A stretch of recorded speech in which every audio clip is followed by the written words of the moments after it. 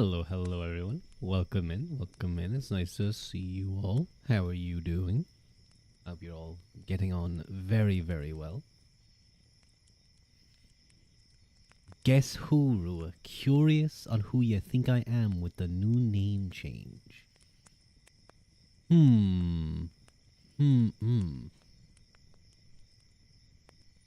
Okay, let me say hi to everyone while I think. Hello, Sari, always looking after us, our favorite bot. Hello, Casey. Hello, Puaru. Hello, oh, thank you guys for the head pats and the stretch and hydrate. I was sipping at my tea. I was doing art when the notif popped up. Oh, I hope you enjoy doing your arts. Hope you're drawing some cool stuff. Lumixerus. I think that's right, yeah, Lumixerus. Who you think you are? I'm trying to think. I'm kind of cheating a little bit by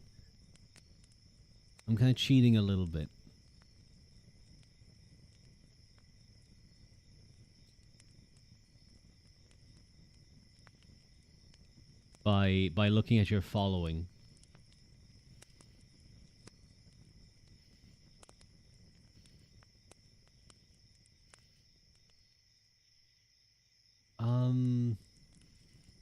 Oh my god, I can't think. I will lurk after poems, feeling sick, so I'll just be listening.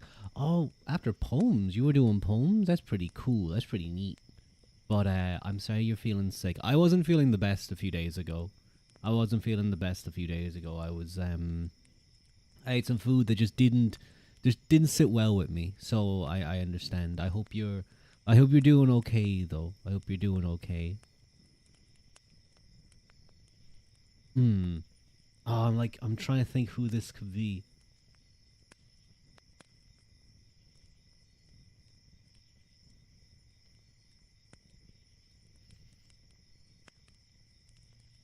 Oh wait, is that wait. I'm trying to guess off of the way they're writing, which is a weird thing to do. But certain people they don't capitalize things. You're here pretty regularly. Some people always have very specific grammar. Mayume? You're often very quick to join. Well, Mayume is often very quick to join streams. Aye, hey, look at that. I'm smart. I'm a smarty pants. Sorry, once again, my microphone isn't cooperating. There we go. I'm a smarty pants. I thought we were doing Morrowind, but I forgot we weren't. Nope. No Morrowind today. I'll try and stream again tomorrow because there's a strong likelihood that I won't be around on the weekend, unfortunately, because I will be going away for a few days. Just going somewhere, nothing crazy. I'll be back on the Monday, so all good there. Don't worry, guys. Hello, Rory. How you doing? Still need to get a new sock for the mic. I really do. I need to say to myself after stream, go order a new microphone stand and stop using a fucking cloth. The worst part is this cloth was really good for stuff, and now it has a bunch of holes and stuff because it's been in there all the time. Thank you for the stretch, Rory. I may post later if there's a channel, but raccoon to bed. I think if you want to share your poetry, that would be very cool. If it's poetry you're reading and analyzing, books would probably make the most sense. I think you would put it in art, your works. I think I have something like that, or your art, whatever it's called. Yeah. I think that's. I mean, it's a form of art. I'm doing well. Your vacation started today. Let's go, Rory. Wait, that means you finished your exams, right? So you're all done with your exams. So you're off for a while now. You enjoy the reading and Morrowind streams? I'm glad, Casey. I'm glad. I enjoy them too. They're very relaxing. Yes, I hope you did great. Does the chat get slower when the reading starts? Usually it does. Usually it starts to peter off after a little bit. Some people will jump in if there's a certain, if the chatting starts up again. But usually it kind of slows down just a smidge Today was your first graduation project presentation. What do you mean? No, Casey, don't pinch me. What do you mean graduation project presentation? Why do they got you doing stuff on graduation, Rory? After graduation is meant to be for you to relax for a little bit. You're going on a long weekend vacay. Why did I say vacay like I'm some hip, like, person from California? On a long weekend vacation, either this weekend or next weekend. That's very nice, very nice. We have a little thing planned, a group of me and friends. It would be sad if it was just a group of me. Well, actually, no. You know, if it was a group of me, multiple me's, we'd probably get along swimmingly. That's how engineering goes. That sounds rough, Rory. I'm sorry, but impressive engineer. Wow, wow. Can I have money? No reason. I'm not even doing anything for it. Can I just have it? When you get when you start building bridges and skyscrapers. But yeah, the next one is in November. Well, I hope it goes well. I hope you felt it, the fact that you feel like it went really well.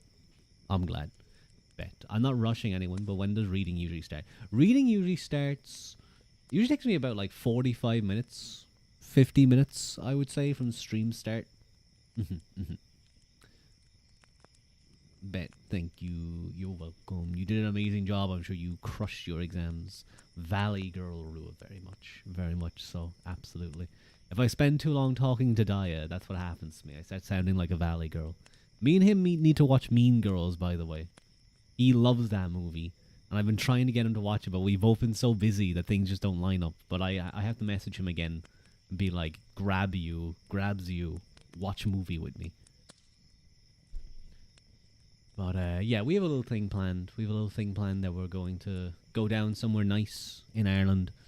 Kind of on the coast, very comfy. We were watching some Blood Moon gameplay the other day. What's Blood Moon? Wait, hang on. Blood Moon? No, game? Oh yeah. Okay, Slay Horror. Let me look at this. Is it like a... Okay, that's interesting looking. That reminds me of something, but I don't know what. It's kind of neat. Still had fun watching How to Train Your Dragon in Discord. Yeah, we need to do something like that again. Maybe that's something I could do this weekend. If I have a bit of downtime. That might be a nice little thing to do when I can't stream. Well, sorry, that's what it is. I thought it was a different game. But the Morrowind DLC Blood Moon. Yeah. Now I get you. I don't think I ever got there. I never got to that section of the game because I kind of I was playing my first playthrough and then it kind of petered out. Like, I feel like with Morrowind, and Skyrim too, with any of those type of games, if you play for a long time, get a really big character going, and then you step away for like a week or two and you try and go back, it's really hard to get back into playing with the same character. I think that's why so many people end up restarting so many times. You'll watch any of the How to Train Your Dragon movies except the third one. I did hear the third one was kind of poopy. Yeah, I think that's what you guys were telling me. The second one's very they're fantastic looking movies though. Hello, Haru. Hello, don't pinch me. Get off of me. Get off of me. Bitch. Poopy, where is it? It's in the toilet, you freak. I will continue my art when reading has started. Sounds good. The grab. Oh! Sorry. I forgot. I know it was... No, what happens is it goes in the Ruadh reminder. We need a Ruadh reminder channel. No, what happens, Haru, is I look at the Ruadh reminder. I go, oh, that's a really good idea. And then it's no longer lit up, so I forget about it. To be fair, I will say though, to be fair, this I'm jumping you. Oh, give me no. Haru, it's me with a name change. We were on a team together as friends. Oh yeah, can you guess? I guessed it, Haru. I guessed it. Let's see if you're as smart as me. Anyway, if you don't get it, fake fan or fake friend. That's what I'm gonna say. Fuck. God damn it. I wanted to laugh at you.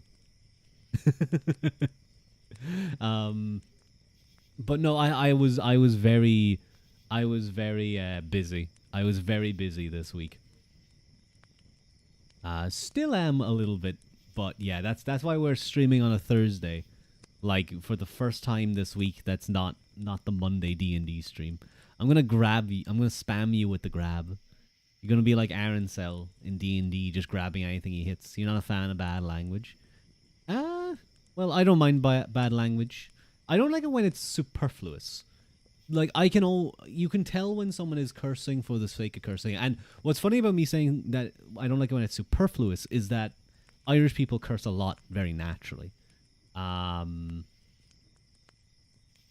In like just in everyday conversation. Now, I don't think I curse too much. I feel like there's probably times when I've gotten very... Isn't that Scottish people too? They'll have very creative insults. Ooh, I loves pissing you off, so you curse at them. I do like pissing off chat. It's very fun, especially Haru. Oh my god, I thank God I didn't accidentally start streaming and unmute my mic, because I was watching shorts. I was like having a cup of tea and some biscuits before stream, and I was like, I had everything kind of set up, but I was just relaxing, chilling out, and I was kind of flipping through shorts because, well, I'm brain rotted at this stage. Is it just me, or does chat on stream have a slight delay? It does. I don't know what the delay is on. It's not that long.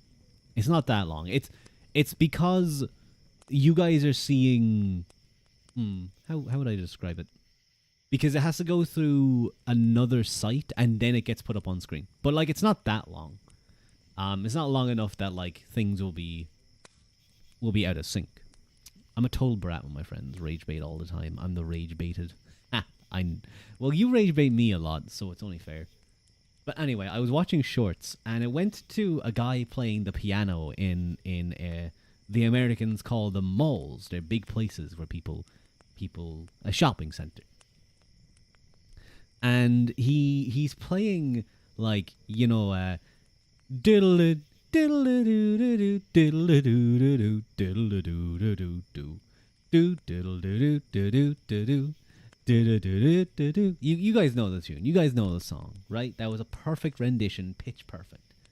But he didn't play that at the end. He played the opening, but he didn't play the next bit. He played the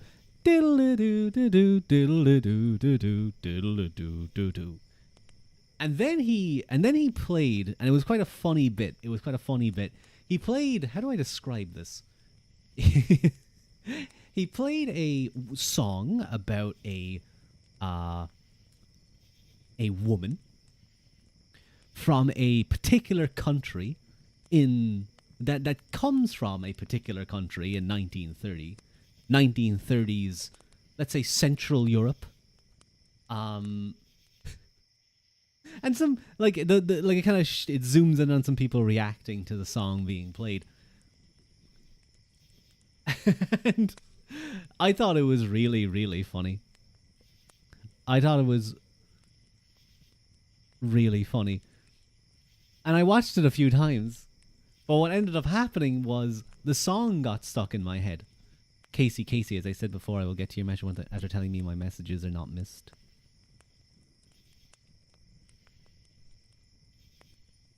Huh?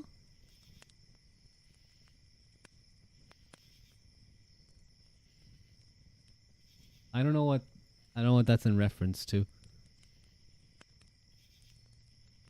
Because I reacted to your delay thingy.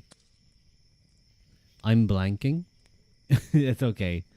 I know you get like 3 hours of sleep, Haru, and then you wonder why you're tired. It's okay. Chat slow because the words gotta run from one screen to another. So true. They have travel time. But anyway, so I don't know if you guys. Okay, if you guys don't know the song I'm talking about, it's a song called Erica. It was a song made by Germany, within Germany, during the 1930s and 40s. I don't know the exact date, but that's where it's from. That's where it's from, and it's a very well known song. Kind of just it's kind of known as being that song. Back in the early days of Twitch, when they were doing like you could pay to have your video come on screen, a lot of people would spam that. But that song got stuck in my head. So that's what your man played on the piano. And that got stuck in my head. And I was kind of like sitting here with OBS open, just humming that a little bit to myself. And then I stopped and I was like, wait a minute, Ruadh. Wait a minute. You can't be humming that on stream, potentially. What if I had accidentally... like, I was picturing I accidentally start stream and I'm like humming a song from National Socialist Germany with no context on stream. Zero context. It just opens up, it's on my like starting screen and I'm just humming that song. It'd be so over for me. It would be over for me, and no one would believe me when I said it. I literally, like, I heard it on a joke video. We likely wouldn't know what it was. I think it's I wouldn't say popular, but it's relatively well known, even among like meme communities. After my above message was missed. Are you talking about the never swear in chat? Well, that was kind of like a continuation of the not a fan of bad language.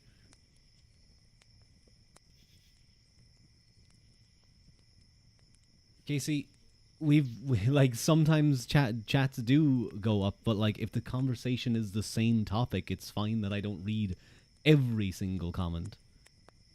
Especially if I'm like telling a story too. I would please ask that you don't bring this up again, because it is starting to frustrate me. I understand that you may sometimes get concerned, but I try my best to give everyone the right amount of time when it comes to chatting. I hope this is the last time it happens. If I do genuinely just completely skip a message that is like... No, like, again, like, just give me time. I often do go back for messages. Good. Hello, legend. It's nice to see you. Give me attention, Unk. No, you don't. You know what? You don't get any attention. I'm banning you right now. Banning Haru. Instantly. Deleted. Deleting her from everything. Fuck you. I was actually thinking, I don't know. I was thinking of maybe commissioning Mike to make me... He's not here, so I can say this. I was considering commissioning Mike to make me like a Dunmer model. Not a model, but like a PNG maybe, like a Dunmer Ruadh. A dark elf from Skyrim, Morrowind. The guy. Wait, hang on. The guys that sound like this. I think it would be funny.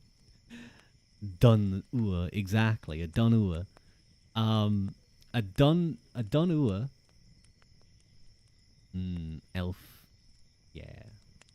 Some people say that some people claimed I was an elf. They like claim my ears were pointy. You like the background? It is very pretty. I have a few like animated, like all my backgrounds that you guys see are all by like the same person. They do an amazing job, and it's relatively cheap. You can get like 6 of these for like $30. They'll eat your ears. No, I like my ears. You're not allowed to eat the points if I'm an elf. But I want to do... I want to do like I want to do Dunmer ASMR. You're an outlander in Morrowind, and I'm taking care of you, making you suffer with ear. Get the. If I was an elf, I'd have like enhanced hearing, so that would be even worse. That would be even worse, Haru. What if I like turned my head and like stabbed you with the point of the ear though? I could give you like a tongue piercing with my ear. That reminds me of that guy from Smiling Friends with the really long nose. Girl. Female. Actually do, it's free, right? No, it costs money. I stab you in the eyeball because like maybe I miss and then I get your mouth and you still have to pay me like $30. Never mind. But yeah, I think it would be really funny if I did. I wouldn't be able to do it the whole time because I don't have like the vocal dexterity for it. But no, wait, hang on. Can I get it? Do I not have it?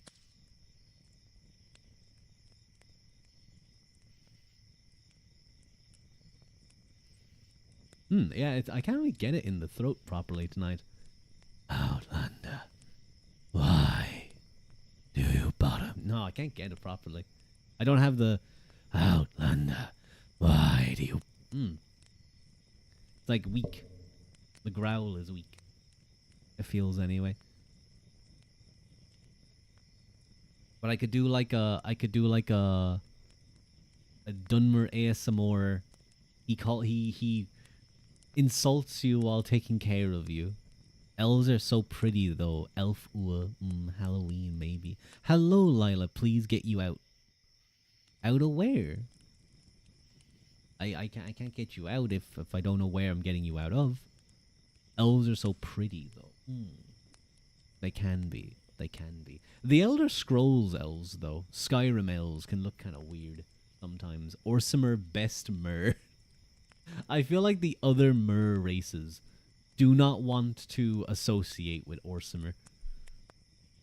I feel bad for those guys. Their whole history, after becoming Orsimer, their whole history is try and make Orsinium. It gets destroyed. Well, no, actually, no. That makes it sound like they're just like frolicking in the grasses of High Rock, and all's well, and they're having fun. And then they get destroyed. No. It's usually random orc boss gets really strong. Strong tribe conquers more strong tribe. Make Orsimer kingdom. Begin raiding the Bretons and the what were they Kudins at that point? No, the people from Hammerfell. What are they called? Redguard. That's it. Raid the Bretons and the Redguards. The Redguards attack. The Bretons attack and loot Orsinium, destroy it, and then it happens like every 200 years. That's basically the fate of the Orsimer kingdoms. There's a glitch in Skyrim where after you kill an NPC, their body stands up and starts walking. It's very funny. I've never seen that one before. I've never seen that one. I've seen the walking armor stands. I've seen the armor stands like start moving. Your whole body hurts. You didn't leave your bed today. Your one side of Twitch does Subnautica 2, which I don't want to see before I play it myself, and the other talks about key usage in building and update software and websites, which I never need in my life. I thought when you said key, I thought it was like, you know, meditation. Then you started mentioning software on websites. Couldn't care less about AI key and website shit. The creepy mannequins. I remember the first time seeing that happening. It was very. I did not like it. It was scary. Right, because they're walking around with your armor. It's like these guys turn towards you with like the best, coolest armor. But I was watching some really good videos. In bed last night, I was watching AI play Monopoly. 5 AI play Monopoly, I think it was. And it was like Gemini, Grok, ChatGPT, Claude, and Kimmy? Yeah, Kimmy. And the deals they were making were fucking incredible. Were absolutely incredible. Fuck all those. I see. I do understand why, especially in coding stuff. It's like you click a button. Watching the computer fight itself is funny. It is. But like literally this so your man was skipping forward whenever they do a deal. So you just see them going away. For one sec you look away and a moving mannequin is in your face. That's what it is. Roll it down, take a bulldozer, you're gonna become what was the was it Killdozer? Wait, what was his name again? Marvin Heemeyer. That was it. The guy who like took a bulldozer and put a bunch of plates on it and made it huge. A man will die, no, but not his idea. But it was incredible, I will say, because at one stage, at the very beginning of the game, they're going around and they're purchasing stuff. And I think it was Grok offers Gemini a trade deal. So in Monopoly, if you guys have never played Monopoly, you have to get all of the colors of a certain street to be able to build houses on it. And you get a monopoly over those streets. So you want to collect them, and that means that when people like start buying up streets, if someone has a yellow and another person has a yellow, they might do a trade to get the other yellow. They might give them money, they might give them another street that's more advantage, etc., etc. So Grok, I think it was Grok, offers Gemini a trade. He goes, Gemini, give me your yellow so I can continue to work towards the monopoly on yellow. In exchange, I'll give you my yellow and $100. I'm blanking. What AI fanfic am I listening to? You're listening to AI play Monopoly. The game where you have the board and you go around it and you collect Go money and then you buy properties. So he basically just, I have Gemini on my phone and I never use it. I use AI for like the odd, because it's very good for searching for things or for skimming through documents with no reasonable end or win condition. Win condition is just getting lucky and making sure you land on the right spaces. And making good trades, I guess. What if we played Monopoly? What if I should get like some VTuber friends and we can try and play Monopoly. Yeah, that's unreasonable. See, he's a bitch that reads my messages. He's so mad. Does she just insult you, Haru? I could understand why. I could sympathize with Siri. You want to ruin your friendships? Well, I'll get it like, I'll make it with people who I'm not friends with. I'll open it up to people I've never interacted with and be like, hey, do you want to play Monopoly? And that way, if the friendship is ruined or the relationship is ruined, it doesn't matter. Hi, Sochi. Hello. You want to make enemies? Yes. I want to start making... I think that's the only way to grow as a VTuber. I got to start making enemies. So I can start having Twitter beefs. And we can start, like, jabbing at each other. And I can, like, post cryptic, vague DM or vague tweets being like, I can't believe you do this to me. And no explanation. And everyone would be like, I'm so sorry, what happened? I'll be like, I can't talk about it. It hurts too much. I can't talk about it, but thank you. It's so sweet of you that you care. Love you. And I'll say, love you so much. I'll say ILYSM. Love you so much. Wait, no. Did I say YLIS or something? What the fuck did I say? ILYSM, that's it. Thank you for the headband, legend. Hello, Jackie boy. 1, 2, 3, 4, 5, 6, 7, 8, 9, 1. Welcome in. Yeah, you do. That's just because you gooned the male Siri voice. What? No. What's the Siri deep voice? I don't use any of the chat bots. Thank you, Sochi, for the headband. I don't use any of those. To Vas? No, what's Vas? What's VAS? VAs? Visual novels? I understand. That's crazy. VAs. Voice actors? I see. I see. Aha. Aha. Well, you are a fan of VTubers, so that makes sense. You like voices. That makes sense. Yeah.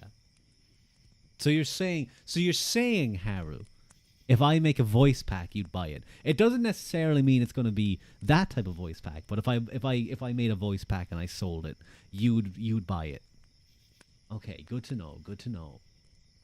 I need human slop, not AI slop. You went to switch Twitch to follow an ASMR V AS what, yeah, to follow an NSFW ASMR VTuber.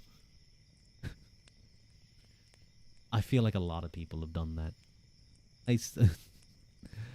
That's fine. I'm proud. I love that emote. I always love that emote, Sochi. It looks so silly. The Rua voice pack does not speak directly to you. It's gonna be. It's my voice pack would be like the scenarios would be like I'm inviting you for dinner, for like to cafes, we're like on a walk together, but like all I'm doing throughout is talking about like a significant other, or like this person that I'm going on a date with after I finish meeting you. It's just NTR. It's it's light NTR.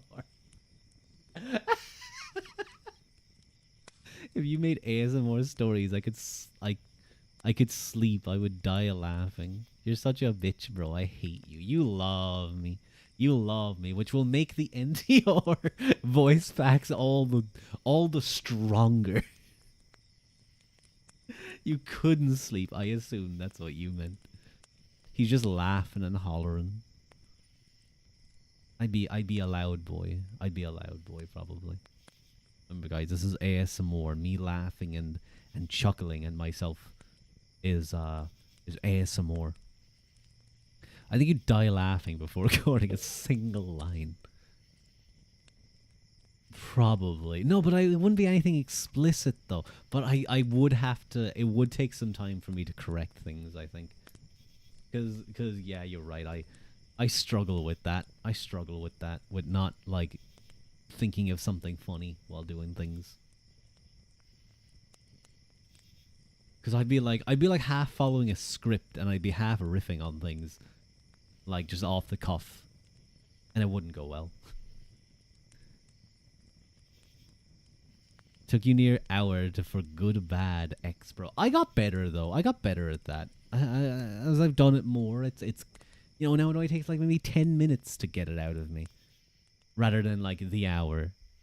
You had a video of a German guy doing ASMR in English, and I couldn't hold myself back. And then I found one German one, and he made you woof woof bark bark.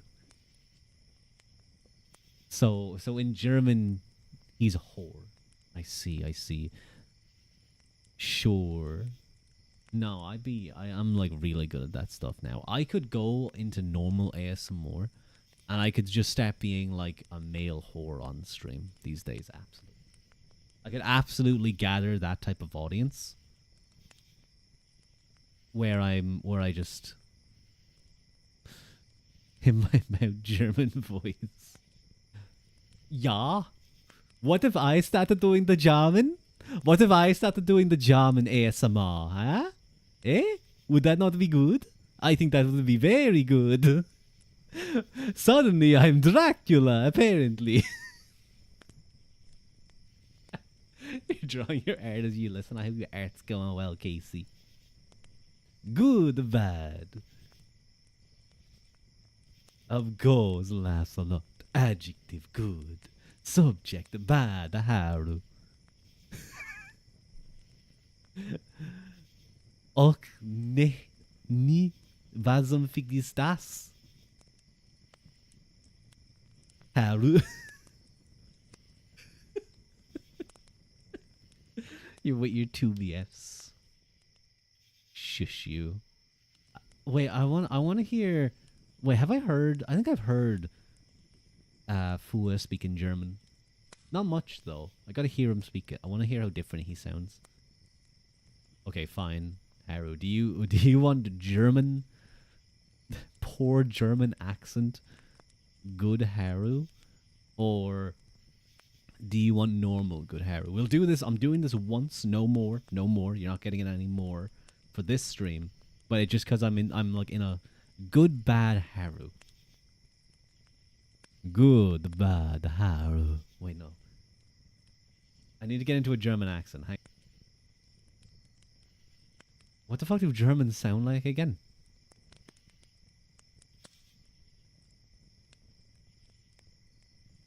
Gut schlecht Haru. Is that... Wait, is that good bad Haru in German? What is... What? Schlecht? That doesn't sound... Schlecht, yeah, schlecht is a weird looking word. Gut schlechte Haare. Gut schlechte Haare. Gut schlechte Haare. That's not German. That's like Norwegian. That's like Scandinavian.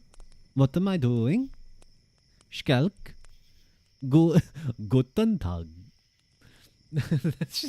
that's just the Austrian boy from The Simpsons at the end there. Your BF BF BF BF BF BF BF. That was a Skrillex song right there. That'll be 5 Grammy Awards. Thank you. There's a word for licking a popsicle or something. I see, and I'm sure that's not used in many other different ways. That makes sense, though. I mean, like, why did I click? He's gonna lick a popsicle. I was looking at popsicle today. I was looking at nice ice cream today. It was very tasty. Hang on, let me do something.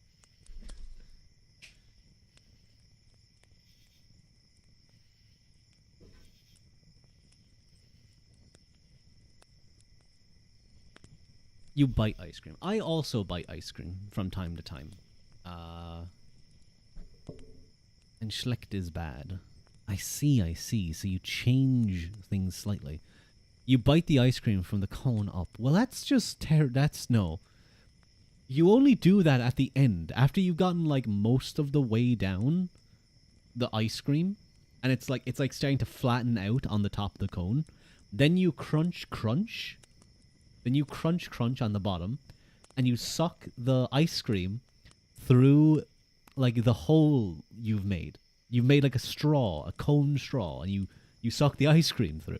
That's what you do. You don't start from the ice cream. Where are you going to hold it? Are you just going to end up holding a block, like just a cup of ice cream? Schwanz is also 3 meanings, and you'd use them well. You can't tell me what to do. Yes, I can. Yes, I can, actually. I can tell you what to do. I can't make you do it, but I can tell you what to do. Stick G fingers. You motherfucker. Unfortunately, I forget that you guys can make me do things sometimes. God damn it. Okay. I'll do some push-ups. We'll do some push-ups, and then we'll get into the reading. How about them apples? Those aren't apples. Those are push-ups. What are you talking about? Doesn't make any sense. You're stupid. You're fucking dumb. Motherfucker, making me do fucking push-ups. Add squats someday, please. Will squats even sound that bad? Because I can pretty comfortably squat pretty heavy weight. So I just be going like, I'm not those people that can't squat. Like, I am doing near ass to grass squats right now, and it's barely affecting me. Now, I'd probably have to do like 50, and then I'd be very upset. I'm gonna laugh if I hear your pants rip. No, because I don't wear pants. Look at the model, dummy. Sorry, if my mic was really bad for a second, I think I accidentally unplugged it. Okay, let me do the push-ups. 1, 2, 3, 4, 5, 6, 7, 8, 9, 10, 11, 12, 13, 14, 15, 16, 17, 18, 19, 20, 1, 2, 3, 4, 5, 6, 7, 8.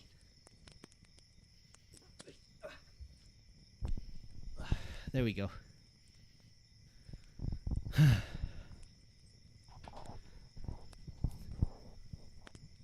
If you ever need them, schwanz means tail.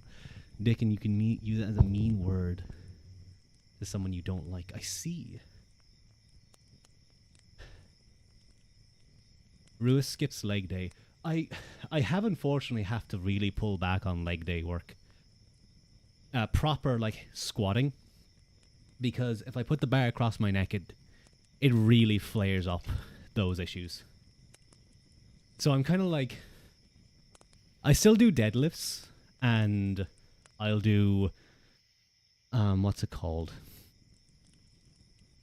Like the machine leg work, but I can't do, annoyingly, like barbell squatting.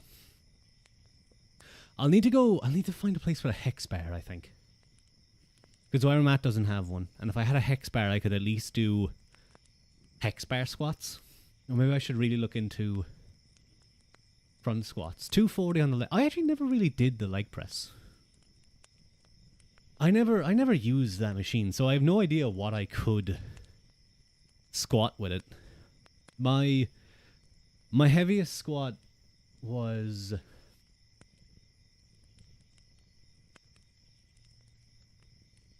I'm going to look at a flashbang. What? First one in my family that has to read this. Letting his thing out. Oh no. Use it and give us the info. What the fuck? Okay, fine. But like, I haven't done heavy squatting in ages. That's the only machine I can't do basically anything on. Oh, you can't do? Wait, what do you mean? I'm confused because you said 240. Oh, you can do anything on. I see. But yeah, the heaviest squat, like barbell squat that I did, was 3 plates for, I think it was 3 or 4 squats. No, yeah, it was 4 squats. And then it went down to 3, and then it was like 1 on the last set. But my working, that was kind of like as I was pushing up heavier. Which isn't bad. 3 plates is like a very good baseline, like long-term goal for a guy, I would say. Even girls can get their leg squats up pretty high. Obviously, powerlifter women are a completely different story. But yeah, like it's the upper body where it'll definitely be more difficult.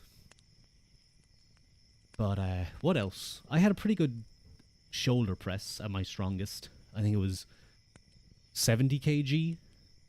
70 kg shoulder press for 2 reps. I think I did 110 kg bench. Girl, you can shoulder press me. What the fuck? That was my aim, Haru. My aim when I was like really into shoulder pressing, and I can still do a decent, again, you guys know that I don't have the best neck and shoulder situation these days. I can still do like 55 kg pretty comfortably. I'm going to try and push up into the 60 kg again. The fuck are you talking about? I have decent shoulders. Neck and shoulders, knees and toes, yes. But what about what about cheeks and elbows? Didn't think about that one, did you? Hi, carrier. Go push some cars or some shit. No, I don't want cars. Yeah, my chest, I always found a struggle to push my chest. Once I got through like a plateau on chest, it actually started going pretty quickly. Meh. With your cheeks, are you? Well, you should. You should lift with your glutes. Your glutes are one of your big. Your gluteus maximus is one of your biggest muscles in the body. It's very strong. Please never push cars that are in one gear. I won't. I'll be very careful about that. You could rip them apart. But wait. What if I want to feel big and strong, Lila? What if I want to feel like a big and strong man? So, like, I don't live in the US, so I can't, like, punch through a wall without breaking my hands. I was thinking about face muscles. No, Karen, no. I was talking about the buttocks, the booty, the dumpster, the clapper, the cake. Yeah, Haru.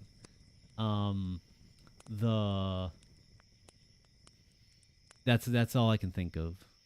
That thing. Yeah, the thing. Back boob. No, see, Haru, as and you guys are gonna learn something. I think I've probably said this before, but maybe some of you are new. As a, we'll say, connoisseur, to make it sound fancy, of the hips and the lower portion of things, I would not regulate it to the back boobs. You push them apart, you're losing the timing belt. With that, you could loosen it so much it could not grip back on right on the car. Then it makes it go boom, boom. Please don't. I won't. You can still lift weights with that, right? Just make sure your waist or back is strong, though. With your...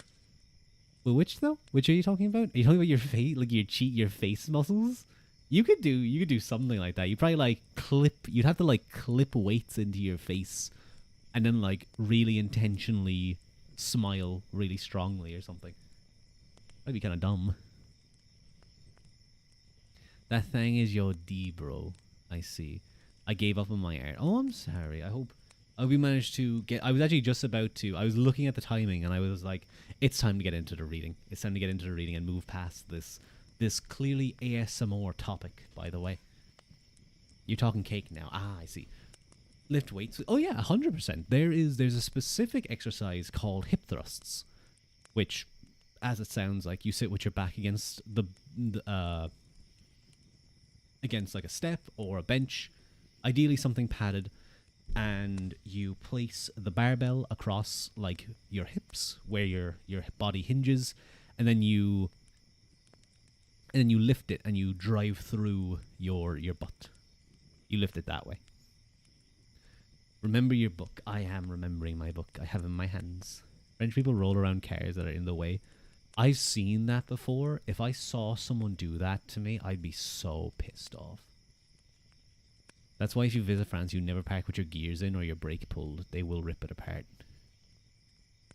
Can chewing gum help your cheeks? A lot of, like, there's all those, like, jaw sizer things.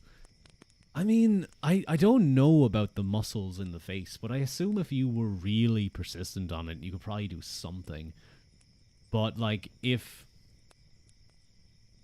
I don't know. It's hard. Languages help facial muscles a lot. I have no idea. You'd probably have to, like... You'd probably just have to sit there doing stupid faces. Like, really stretching and... like, opening and feeling every muscle. Took a certain way. Oh, yeah, because I saw a tweet. I saw a tweet where it was, like... Someone was talking about a white person that they knew that grew up in Japan speaking Japanese, and he said he was the most Japanese-looking white person he's ever seen. And someone said in the comments was like, because he speaks Japanese natively, so it's changed his face. I don't know how real that is, but it kind of plays into what you were saying. I'm giving you tips here, and Haru asks if chewing gum helps your cheeks. I can't. Well, Haru's gotta know. Well, you're the smart guy. You gotta know. I don't know. Like, I intuitively understand something. Yeah, that's it. If someone says something that's true, I can instantly tell if it's right or not. Just don't like be specific. You gotta be very, very vague and general, and it has to be about things that are self-evident. Then I can intuitively do it. Exactly. Anyway.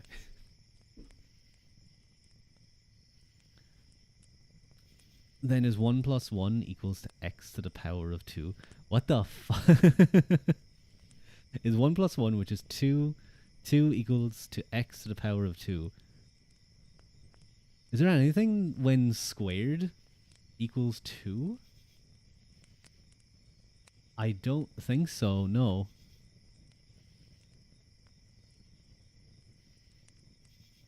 Because 1 to the power of 2 is 1. But it's been a long time since I've done maths. Don't make me do it. So we got to trigger requests, so when you got to pull on those. I feel like I'm doing my art wrong, so I gave up. I think a lot of people go through that. I remember how you talked before about like being an art burnout. I've seen various friends being art burnout. Or like even just struggling to make time. It can be tough. It can be tough. Anyway, I'm going to get into the reading today so we can listen to me do stuff or talk about things. When after we finished off, we had discussed about the Brian Boru's family that kind of came before him and laid the foundation. Now we're going to be talking about his wives and children, and yes, that's wives, because back then they could take multiple wives. I say as I draw on your doll's face. I hope it's nice.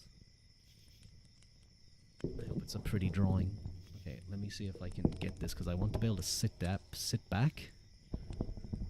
Can women take multiple husbands? I don't know. I don't think so. That doesn't seem like something they'd allow in ancient Ireland.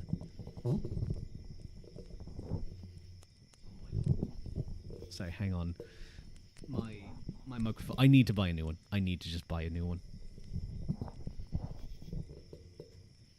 Okay, well, I'll just have to make do. I'm going to lower... There we go, okay.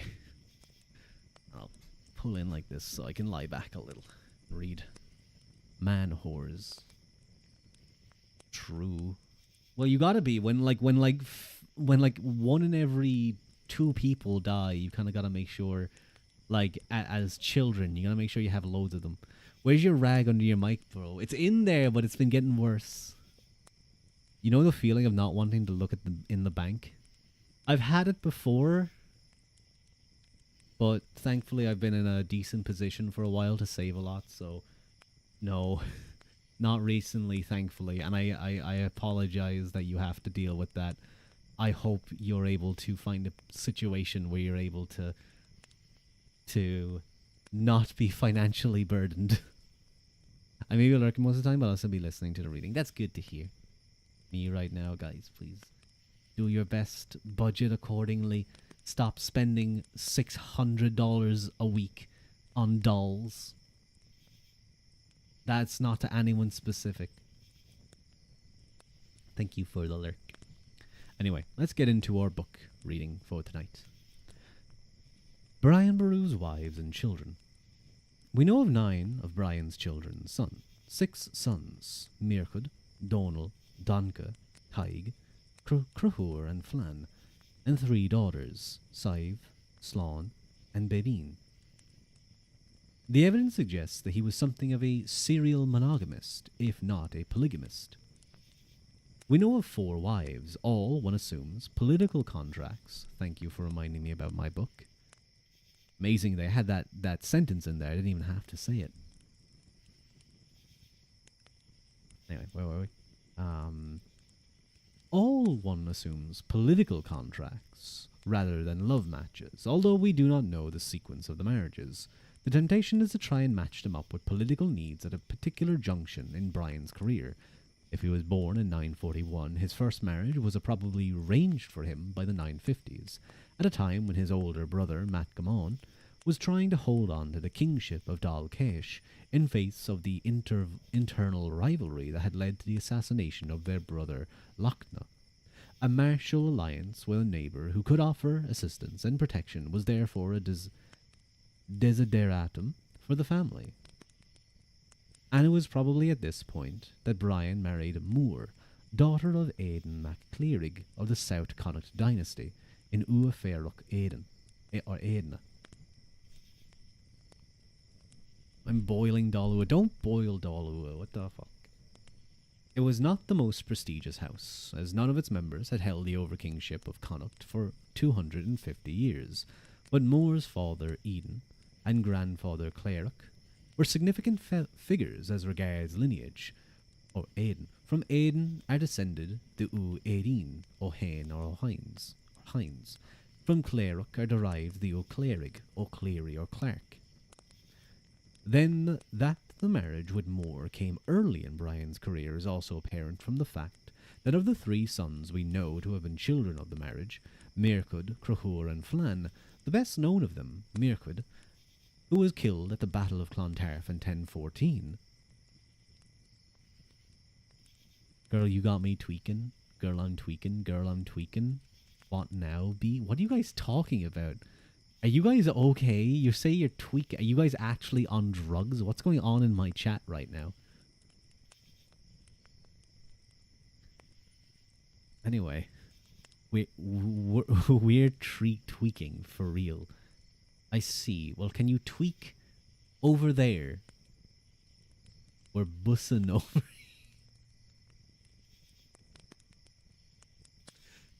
Don't say the word bussin' in my chat ever again.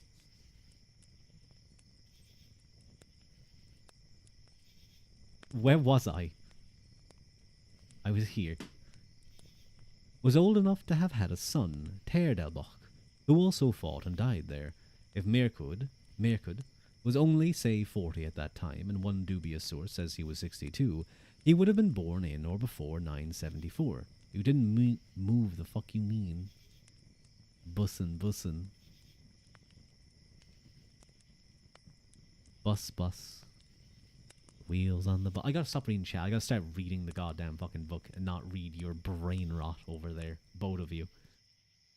In any event, we must assume then that the end of the marriage, perhaps only because of Moore's early death, did not lead to a breakdown in relations between Brian and his erstwhile in-laws, because one of the few non-Munster kings to die alongside him and his son Mircud at Clontarf was Mael Runaid Ua Aideen of Ua Feicruch Aedna, who was Moore's nephew and Mircud's first cousin.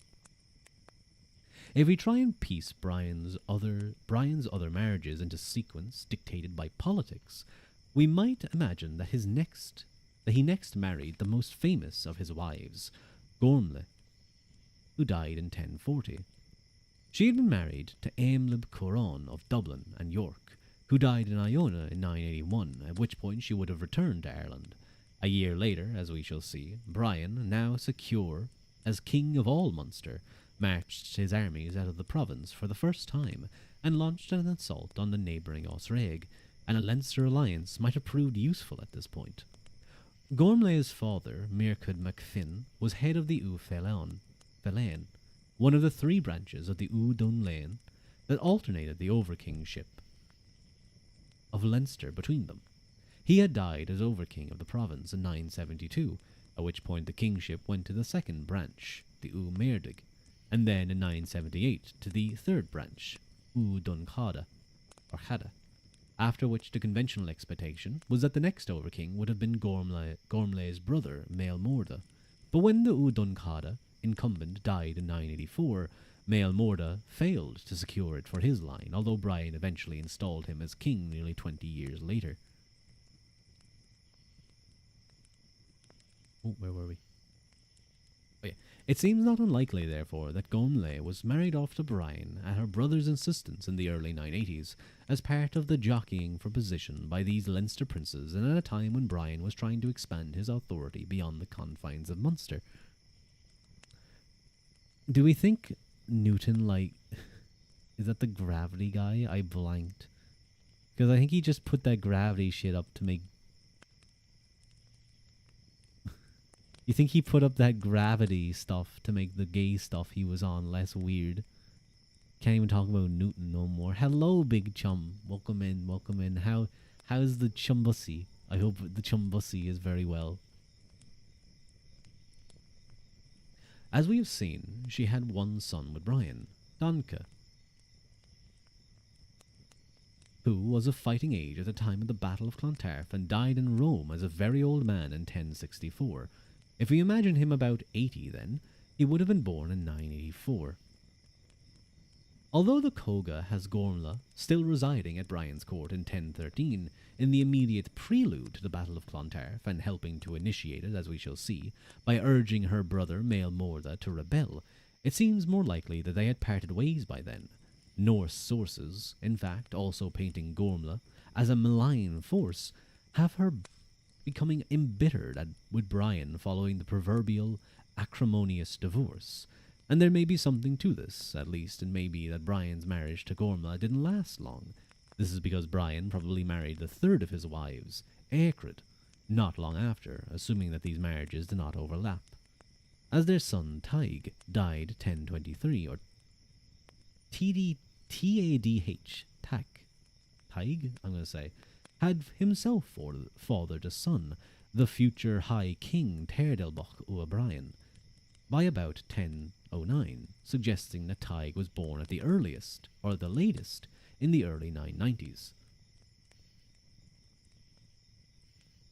Do you guys think scientists actually love their kids? If they're like materialists, I would say no. If they're like a really hardline materialist, and they're like, everything's just atoms, bro, they don't actually love their kids, because their kids to them are just atoms. And the love that they feel are just neurons firing in their brains under their own rubric, their own worldview. So I would say no, which is why I reject that. Anyway, do you guys think? Wait, no, I read that. Sometimes you get fried by your own actions. No, scientists can't love. Wow, that's mean. Cupid Eros hates me. Oh no! As a future major biology major, I agree. And their research only. Love their research and their research only. I see. Look at me. I have my action and rockets and wind power, and I'm single. What do you eject? Eject? He actually despises me so much. No, you'll find love, big chum. I believe in you. Cupid will shoot an arrow. He'll shoot like a bazooka arrow at you, and you'll find the love of your life. You just gotta believe. I'm jumping Cupid, don't worry. Aaron's gonna steal his arrows. Just start going around stabbing people at random. I remember that Amazing World of Gumball episode where they parodied fan fiction, where like the ice cream girl was writing fanfic, and like they did like a load of Gumball X Darwin stuff and a load of crack ships. That bee need to be jumped. She did. She was going way too crazy. If I don't, I'm gonna hit him because ooh, look, I can get a hot wife named Psyche. But if you can't give me a hot ass guy. Where were we? Oh yeah, here we are. What is more, because Eachred came from an undistinguished background, it is probable that the political alliance that no doubt underlay the marriage was formed well before Brian's ascension to the high kingship. Her father was Carlos, son of Ailill Fiach, of the little-known dynasty of Ueda Odba. So obscure were they that we cannot say for certain where they were situated, although it was somewhere within the lands of the southern Unail.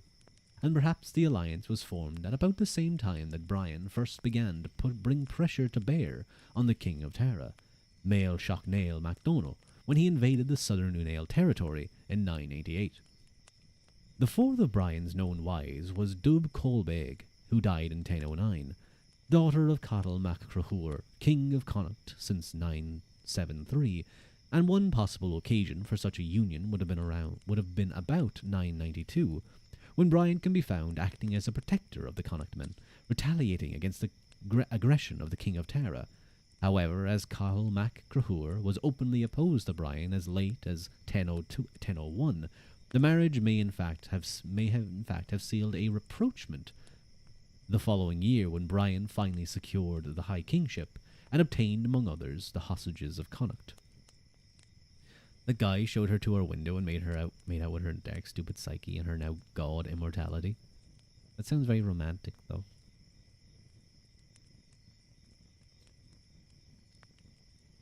Huh? Lila, are you okay?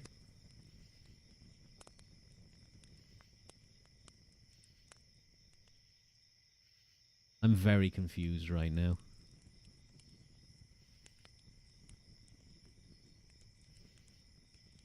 I'm trying to open it for 10 minutes and it has so much bubbles. I'm so lost, I don't understand. But okay.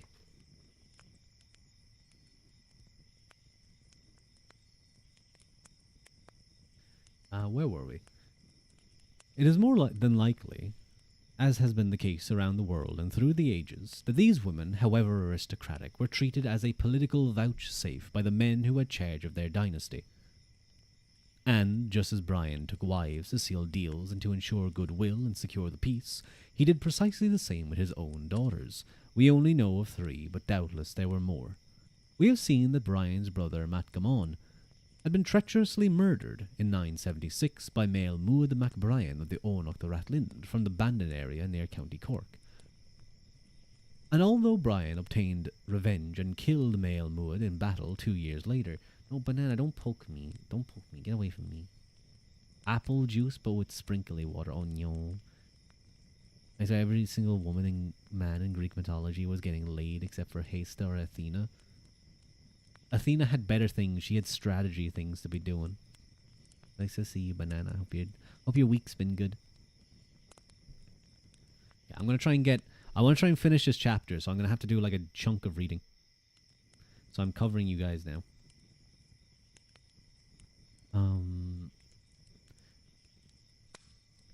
Nevertheless, Said was later given in marriage to Mael Muad's son, Cian, in order to secure the peace. Later, in 999, Brian slaughtered the Norse of Dublin in the Great Battle of Glen Mama, and when their king Sitruk, son of Brian's former wife Gormley, became Brian's vassal shortly afterwards, he was given Brian's daughter Slán as a wife to seal the deal. And it was presumably after Flairbatok, Unail, the rat. I always struggle with this word.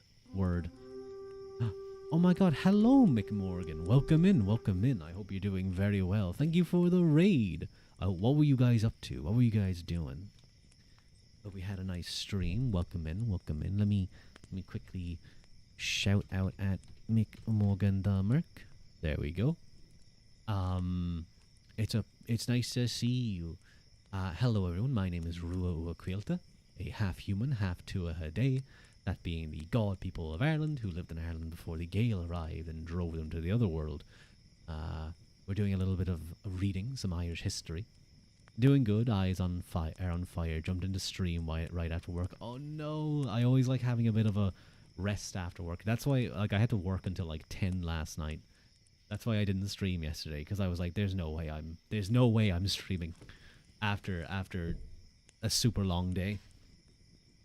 But I hope you guys had fun at least. Thank you very much for the raid. Where were we? Oh yeah. Flairbatok Uanail, king of Kinnail Noan, finally succumbed to Brian in 1010, that he acquired as his wife the third of Brian's known daughters. I always struggle with his name, Bibin, or Beben, to ensure goodwill between contemporary Ireland's 2 polar points of attraction. Who is you? Brian is such a boring name. That's really funny. That's really funny. But it makes it easier for me to read. Brian is king of Dalkesh. Although we cannot be certain. You're the other Celtic VTuber. He's another Celtic themed VTuber. You make my heart shudder in accounting.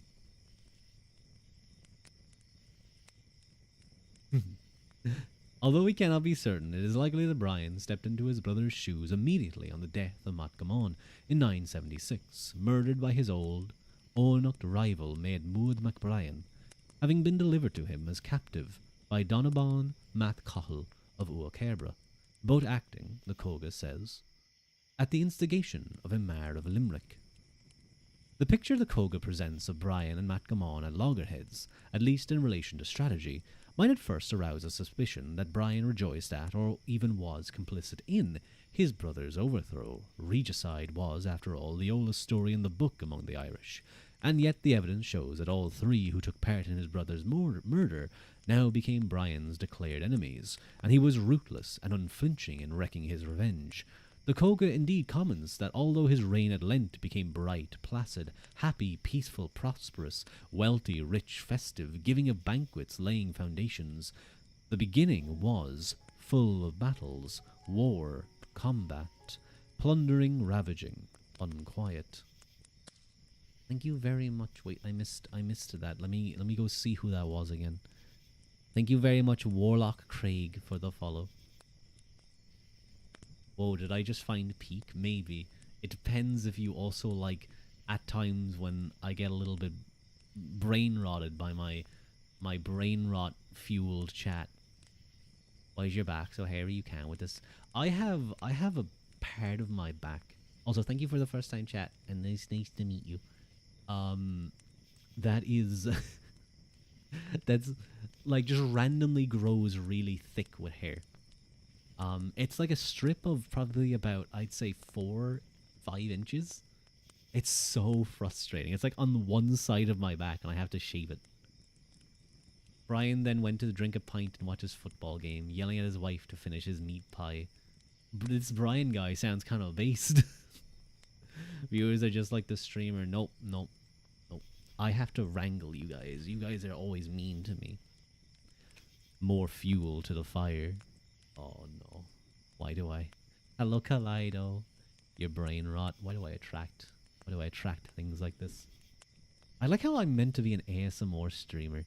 And I just, like, other than the reading, which often gets interrupted, I don't see how this fits into ASMR. Maybe I should move over to reading and writing. Or writing and reading, as Twitch calls it. We're the one to go 6'7" while we're size. Yeah, no, you are. All of you are. Where were we?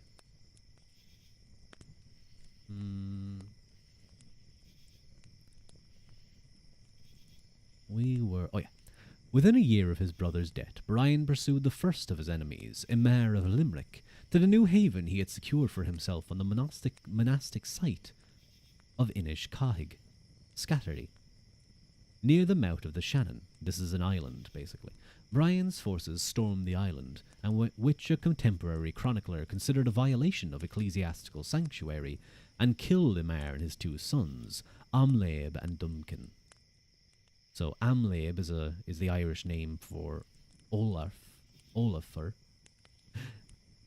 and Duncan, the latter an Irish name found among the Dalcash, indicating their interconnection despite the Coga's depiction of black and white enmity between them.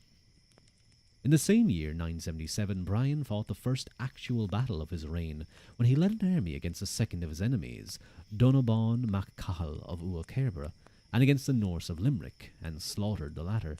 The Coga adds the detail that this battle was fought at a place called Cahar Cuan, which is unidentified but was somewhere in the territory of the Figenti, or Figenti, in County Limerick, and that Donabon was killed in it, along with Arlat, or Haralder, son of Emer of Limerick, to whom Donabon had offered refuge when Brian defeated and killed his father. 88-9.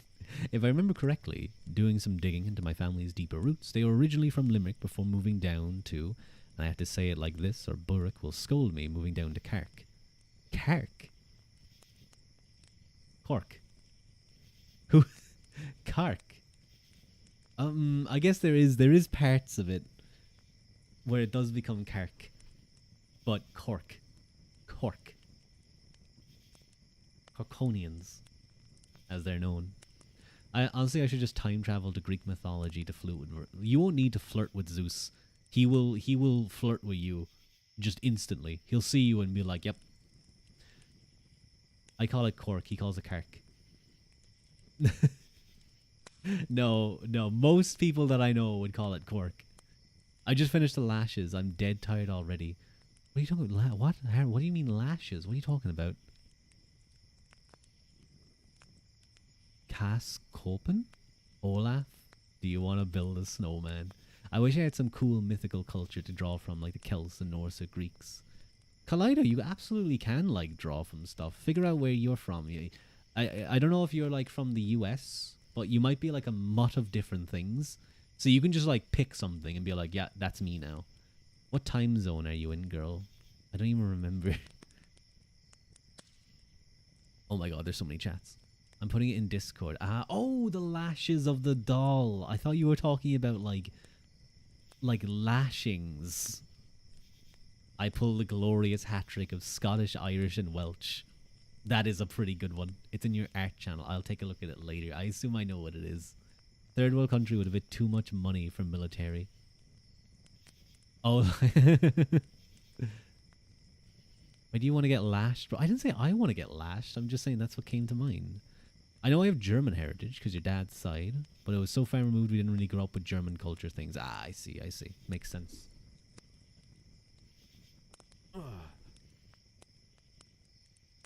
Where were we? Oh yes, here we are. You got big ass ankles. I might turn you into a bird for. And then the following year, 978. I have a lot of German friends. Kaz is a friend, and Fua is German. Isn't there another person I know who's German? I feel like there is. There's a few others. I know, obviously, Laya, you are.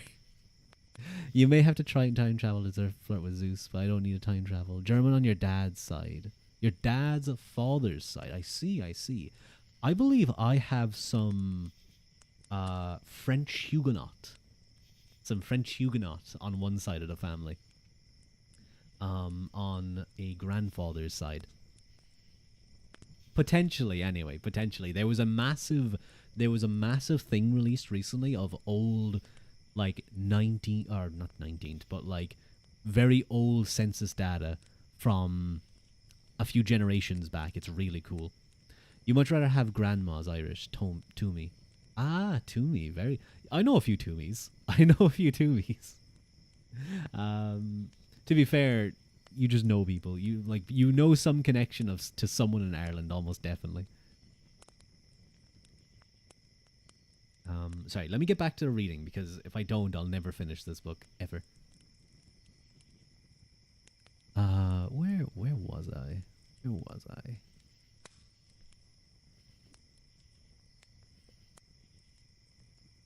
I feel like some people probably come there like, oh yeah, Rua's doing ASMR, I'm gonna be able to relax, and then I start talking about just silliness, and they like hate me.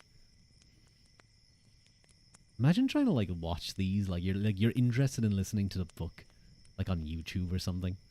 You just have to deal with me. Read book. Thank you, Legend. I will. You did that, so now we read book. But no. And then the following year, 978, Brian was victorious in his second battle as king, the Battle of Bailloch Lecta, fought in Ballihora Hills in North Cork, which therefore shows Brian still on the offensive. Before the battle, according to the Koga, Brian sent Corcoran, his confidential officer, Gilla Garada de Brian, as a messenger to Mael Muad MacBrien, the man who had murdered his brother, seeking the Éireach, or compensation payment that he owed Macgamon's kindred for dishonourably killing an unarmed king, and challenged Mael Muad to appear at Bailloch Lecta in a fortnight and a day, with a full muster of his army. Mael Muad duly appeared with disastrous consequences for himself and his dynasty, because he was roundly defeated by Brian's army. The battle was significant not just because Mael Muad MacBrien was the man who had murdered Macgamon, and that Brian's defeat of him at Bailloch Lecta therefore was a culmination of his efforts to avenge his brother's assassination. More importantly, Mael Muad was the leading contemporary figure among the Oanukta, who would have considered Macgamon a usurper of the kingship of Cashel that his own Oanukt ancestors had monopolized for over half a century, or half a millennium, although his own particular line of descent was itself undistinguished, to say the least. Therefore, having killed Macgamon in 976, Mael Muad undoubtedly thought himself as Overking of all Munster, and is credited as such in the king lists and in his obit in the Annals of Inishfallen, even in the Koga, although the other annals call him merely King of Desmumu, or the King of the Uekuk branch of the Oanok the Ratlind. Oh, is that Bigfoot in the background? No, that's Brua. I know Brua is really big and scary, but he's just a piece of bread. He's just a piece of bread, it's okay. Girl, I'm so pissed right now. The delivery service said they missed me, so they didn't deliver. I didn't even hear the doorbell ring. I hear of that happening so many times. It's very annoying. You're very relaxed. I'm glad to hear, Casey. Schrodinger's bomb. Inside the bomb is a live bomb and an inert bomb simultaneously until you open it to find out. The thing about South America is that while we do have mythical creatures like the boogeyman, there isn't an extensive lore that isn't related to closed spiritual practices. Then you mail it and it becomes Schrodinger's pipe bomb. Just don't open the box. Exactly. If those guys that the Unabomber sent those bombs to, if they never opened them, they'd be fine. It was only when they opened the bomb that it become a bomb. Wait, do y'all say Schrodinger? Sillies can't say the Schrodinger. How do you pronounce that word? Are banshees from Ireland? That they are, Casey. Banshees are from Ireland. They pop up in folklore and stuff. Not oh. No, look. I might not be able to say it, but my nose and mouth can say it. Look. See my nostrils, my two nostrils. Oh, and I can make an O in my mouth. Oh. But never seen it written with one. Oh, hi, Sir Alm. Welcome in. I remembered it was Alm and not whatever I said the first time. AIM or something. AIM was probably it. You'll get an Etsy watch. Hell yeah.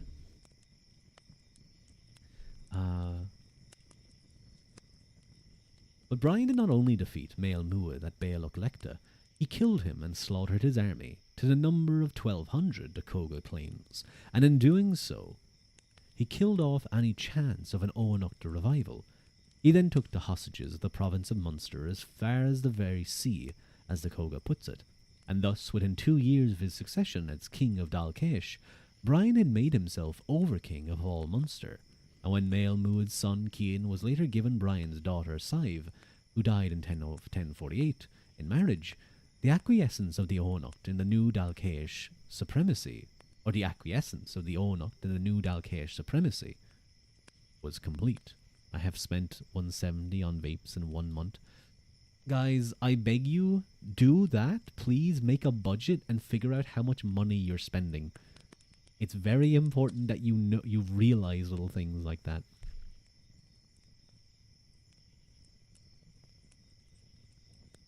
Now, one of the reasons not to vape is so that when I'm walking behind you, I don't get a fucking cloud in my face every 5 seconds. I don't mind, as long as it's like a non-disposable vape, like one of the ones that you fill up, I'm generally okay with them. It's the disposable ones that I want to strangle because they end up just littering the ground. It's not as bad as it once was, but you still see them here and there. Brian as King of Munster. Brian presumably was the unopposed King of Munster from 978 onwards, but contemporary sources are strangely quiet about his activities for the next 4 years. The author of the Koga heard of a third battle against the Norse fought in an unidentified place called Fan Conrock, which does not seem to be mentioned in any of the surviving annals, but all is otherwise silent. We can assume he was strengthening his hold on the province and dousing what resistance remained to his new hegemony, and after 4 years of consolidation, Brian was ready to make his mark beyond Munster. If his ambition was to make himself supreme in the southern half of Ireland, otherwise known as Leith Moga, he needed the force or otherwise win the submission of the Lagan. The people of the great province of Leinster, and of their ambitious neighbours, the Osraig, who were the meat sandwiched between them and Munster, It cannot therefore have come as too great a surprise to contemporaries when in 982 Brian marched his armies out of Munster for the first time and launched an assault on Osraig.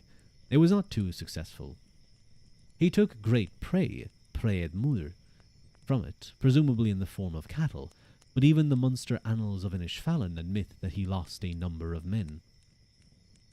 However inauspicious a start this was to Brian's interprovincial career, it seems to have got the attention of the new King of Tara, Mael Shocknail II, or Mael Shocknail MacDonald, head of the Clan Hallmain branch of the Southern Unail. This is the man Brian would eventually topple from high kingship, but not before the lengthiest of rearguard actions over the next 2 decades. Make more money instead of budgeting. Guys, you need to be budgeting. Are you saying that if I spend more in a week than my weekly paycheck, I should somewhat alter that behavior? Guys, listen.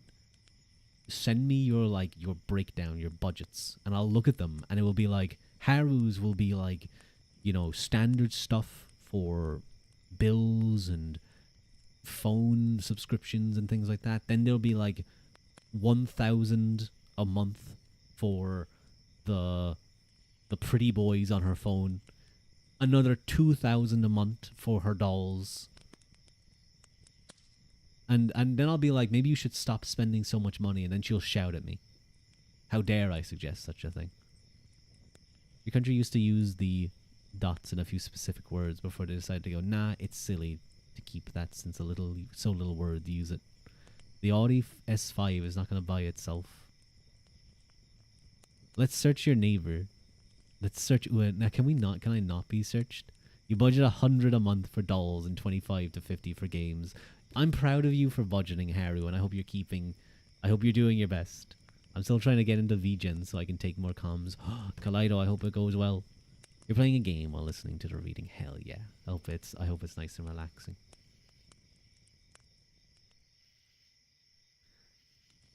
However, here we were.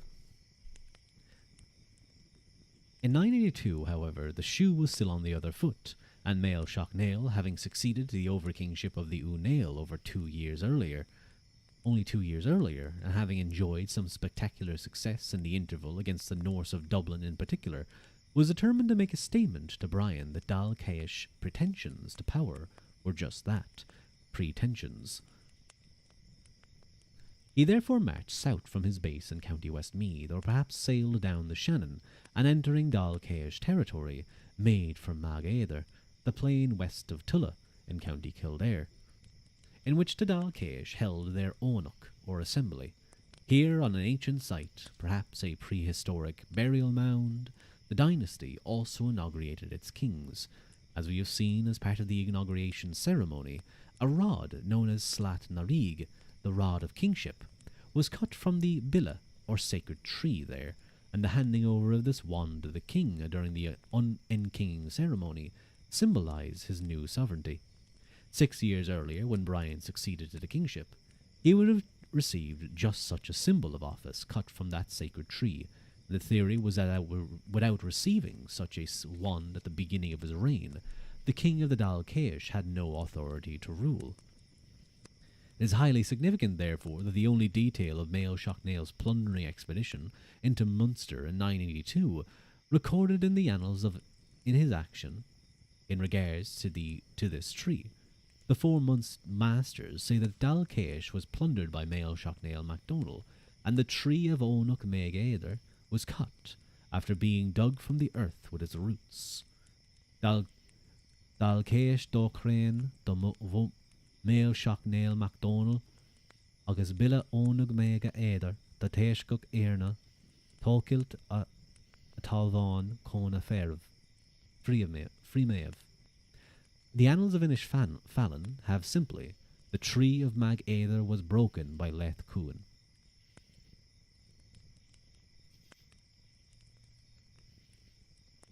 Having 3 jobs. Ooh. Hello, Phoenix. It's nice to see you. How you doing? I'm sorry I couldn't find a fox. I haven't seen them. I did see a cute bunny recently, though, so maybe I can show you that. I know I mentioned the fox, that I often see them, but they're being sneaky this year, it seems. I go over when there's new releases though. Pretty head. I see. I see. Sag. I'm sorry, Phoenix. I'll try my best to find the foxes. I can. I'll search through my phone because I remember I used to send some. I can't remember who it was, but I used to like send people images of the foxes that I'd see around. They're so cute little guys. The hardest part is probably getting someone to vouch for you. Oh, jobs. Your unemployed ass is getting money. It's just spawning Haru out of thin air.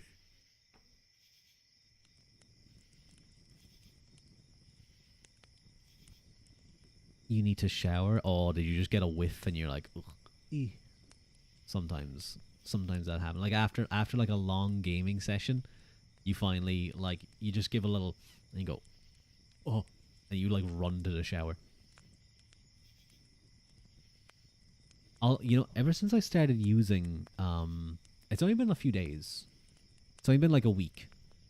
But everything shower every day. I usually I have a shower. I have a shower every day, and I usually often have two showers because I'll like shower when I wake up, and I'll shower if I like go for a long walk or I go to the gym, which is usually most days. Sweaty boy, what the fuck? I'm sorry that I want to be clean, Haru. You have one every day. Do you ever lose one? I don't lose the shower. It's kind of hard to lose the shower. Sometimes I drop my phone though in the shower. I put my shower like on the shower box to watch stuff while I shower, and sometimes it tilts and I panic and try and catch it. Knowing you might lose a shower. No, I wouldn't. No, I wouldn't. I'm not that dumb. You're addicted. No, I like my music. I like my music in the shower. I like my silly Elder Scrolls music.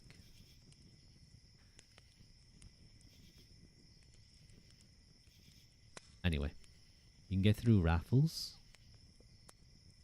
Oh, Vijin. Karaoke in the shower. It is an extraordinary insight into the vestiges of arcane symbolic belief still living and breathing in late 10th century Ireland. Just when we begin to think of these men as mere warlords bent on political advantage and answering to no imperative other than personal aggrandizement, we are brought back to another kind of reality, in which one warlord attempts to put manners on another not by way of battlefield, not by ransacking his estates or making off with his cattle or hostages, but by chopping down a tree, a sacred tree from which his opponent draws his very sovereignty, in the process seeking to deny his very legitimacy to rule. Brian is overlord of Leath Moga. If that was Mael Shocknail's expectation, it was to no purpose. The sacred tree was regrown, and as we have seen, the Billa of Mag Aether had to be cut down again by another invading army 70 years later. Man, they really hate that fucking tree. The least Mael Shocknail might have hoped for was that Brian would now know not to meddle beyond his own bailiwick. But seldom can a message have been more impudently disregarded, for his campaign seasons that followed were one of astonishing ambition on Brian's part. In 983, utterly ignoring the fact that his invasion of Osraig had been the casus belli that brought Mael Shocknail down on top of him, he again re-entered Osraig, captured its king Gilpatrick, ancestor of the Mac Gilpatrick or Fitzpatricks, harried the territory and took hostages as a sign of sovereignty and overlordship. Not only that, but the annals of Inishfallen say that Brian had first of all taken all the hostages of the Leinstermen. If this is true, and it has been doubted, it was a major development. It should be stressed that it is not recorded in the other annals, and may just be Munster wishful thinking. But then, especially at this early stage in his career, non-Munster sources have a tendency to actually ignore and downplay Brian's achievements. The fact that this episode is explicitly stated to have taken place in Magnaelba, in County Carlow, not the most prominent of places, adds a little more colour to what might otherwise appear to be a mere concocted formula.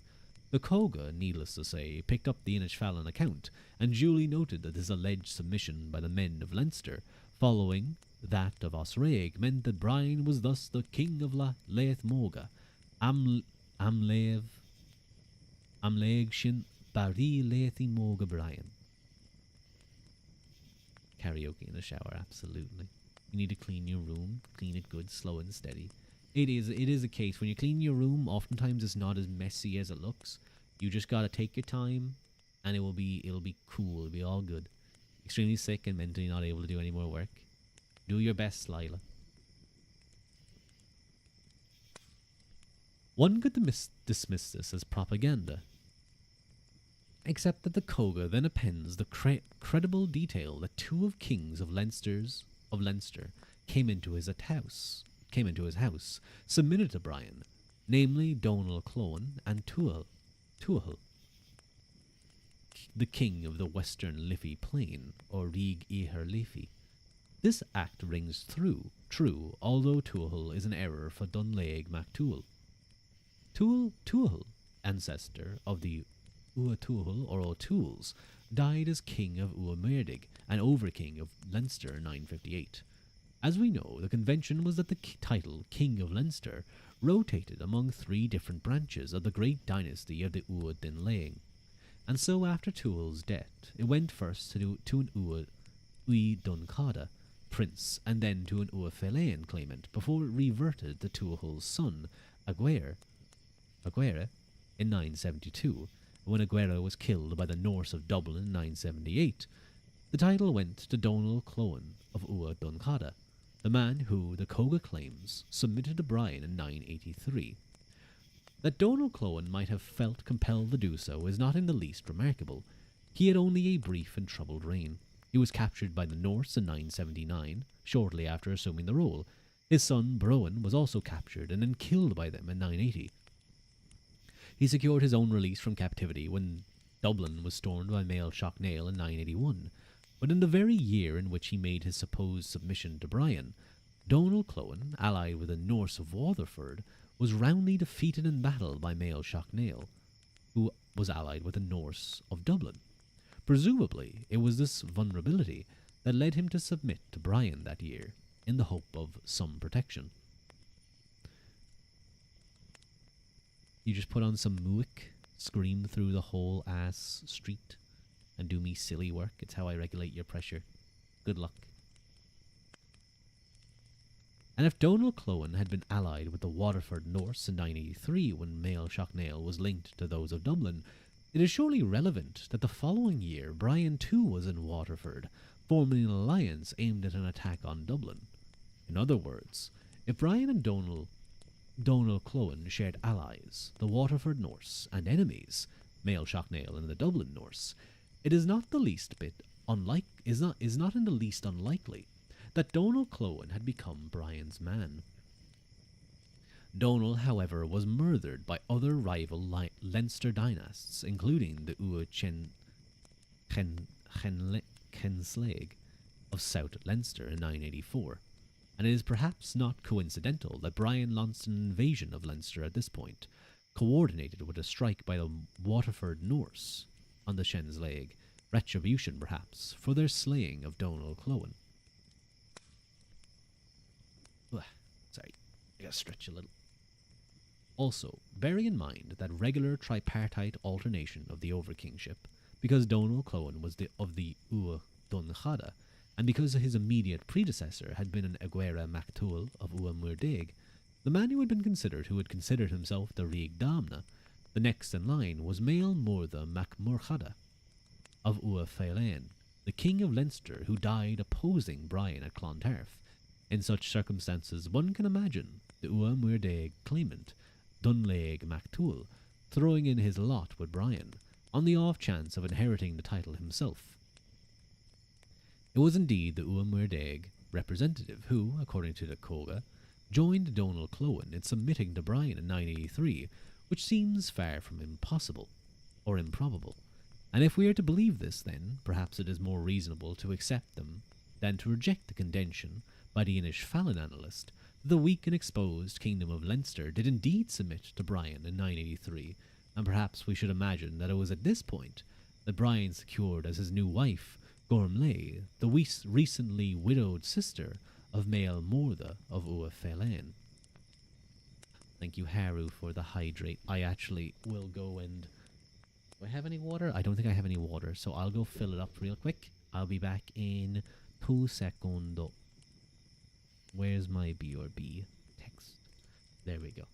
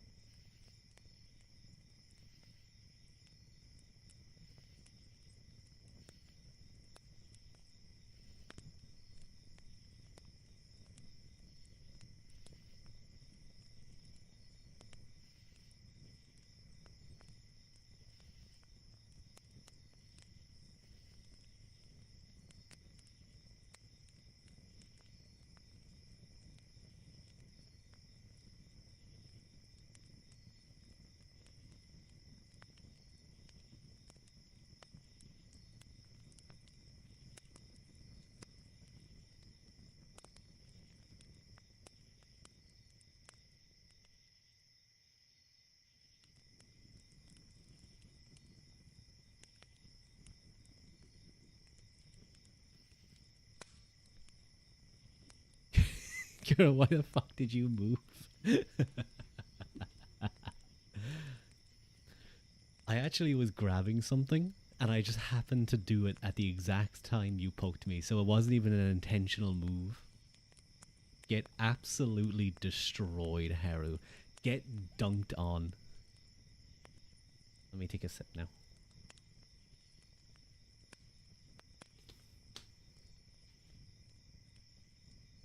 Okay, I'm gonna make sure that's not anywhere where... No, don't put me in a sandwich.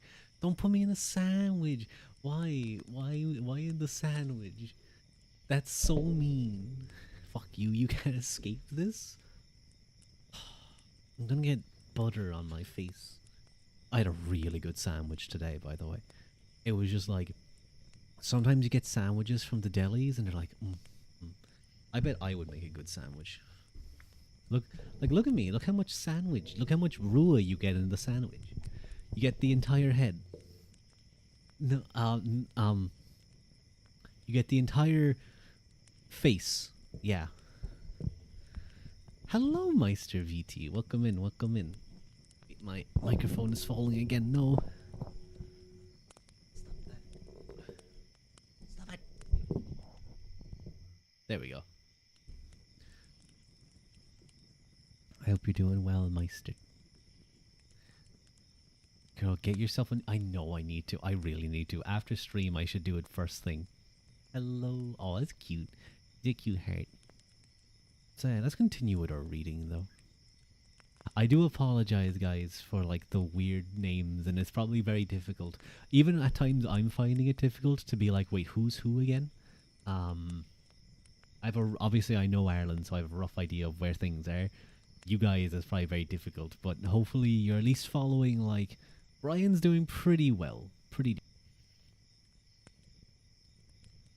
Doing well. That's good to hear, Meister. Early moves against Leia Kuhn. I only know Brian. That's fair. My bad. That's alright, Haru. You're gonna fail the quiz later, but it is what it is. If you guys don't remember, Leia Kuhn is the north of Ireland. Not Northern Ireland, but literally the north half of Ireland. So let's continue. The implications are great. Within 7 years of succeeding his brother as Dalcash, and with a career of more than 30 years still ahead of him, Brian had done what none of his ancestors before him had done, become Overking of all Leith Morga. The annals of Inishfallen certainly looked on Brian as the champion of the southern half facing into a contest with Ireland's northern half. Mael Shocknail's invasion of Dalcash in 982 is summed up as simply the sacred tree of Mag Éireann being broken by Leith Cuan. As if Brian... Oh, excuse me a moment.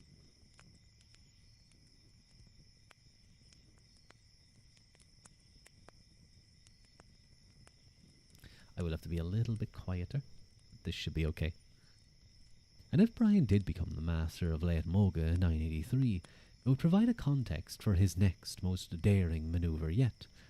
In that year, Brian took the war into Leith Cuan. He brought what the annals called a large fleet, not large feet, large fleet, a Cobluk Moor, up the Shannon and launched an invasion against the Connaughta. Although not for the first time, the results were mixed. Among the casualties on his side were Mael Shocknail, a son of Brian's uncle Corsrook, and Loch Lane Mac Mael Shocknail, the Rig Damna of Corcum Ruadh in North Clare, and a certain Fionn, son of Dub Crone, whose father may have been Dub Crone of Ua Loch Gachéin, king of the Ua Figenti lineage of the Ua Cruanuk, or Cuanuk. So, if you guys recognize the name Mael Shocknail, that is not the individual that is the king of the southern Unail and the king of Tara at this time. These are other Mael Shocknails. Having disembarked, Brian sent his Suatric, his mercenary soldiers, overland into the territory of the Ua Briun, perhaps as far north as County Leitrim, where they inflicted slaughter and had slaughter inflicted on them.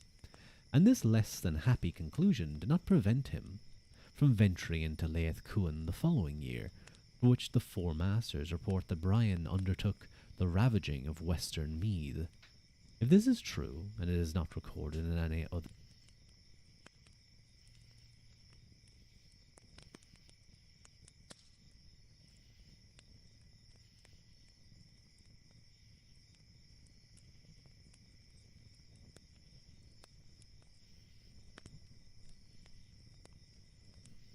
Sorry, Daniel. You know what they say about large fleets? What do they say about large fleets? I don't know that one. I may have to end soon because I actually didn't realize the time. They're pretty scary. They are. I feel like that would be terrifying. They have big deck. Okay, that's that's pretty funny, Harry. That's a good play on words. I actually didn't clock that at all. I didn't clock the connection to deck. If this is true, and it is not recorded in any other annal, the significance is not that this was the heartland of the High King. The significance is that this was the heartland of the High King, Mael Shocknail MacDonald, and it was a most daring act. Brian having been at the receiving end of just such an assault 2 years earlier, the victim was now the aggressor. The year 984 is also the one in which we first hear of Brian having anything to do with the men by whom he would eventually meet his end, the Norse of Dublin. That year a great fleet, led by the Mac Éireann, or Haraldsons, arrived in the Hiberno Norse town of Waterford, where they were joined by Brian. These men had a background in some unidentified islands off Britain's coasts, probably the Western Isles of Scotland, although there is considerable evidence for their involvement in the Isle of Man in Anglesey in North Wales. In 974, one of the brothers had been responsible for the capture and abduction overseas of Aymar of Limerick, the enemy of Dalkesh, whom Brian later killed immediately after his succession to the kingship, and so it is not altogether surprising to find the Mac Éireann turning up as friends of Brian in Waterford. And in 984, they exchanged hostages there as a guarantee of both together providing a hosting to go to Dublin. Cora... Oh, I cannot read that. That's too complicated. Harrow and I I share a brain cell today. You guys are always, all of you are always sharing like 1 or 2 brain cells at maximum. Maximum capacity is 2. The Hiberno-Norse towns of Dublin was of course in Leinster, being situated on the south banks of the Liffey, which formed the province's northern frontier at this time. But Mael Shocknail had comprehensively overpowered the Dubliners at the Battle of Tara in 980, and had successfully laid siege to their town in the following year, so that it was very much in his pocket.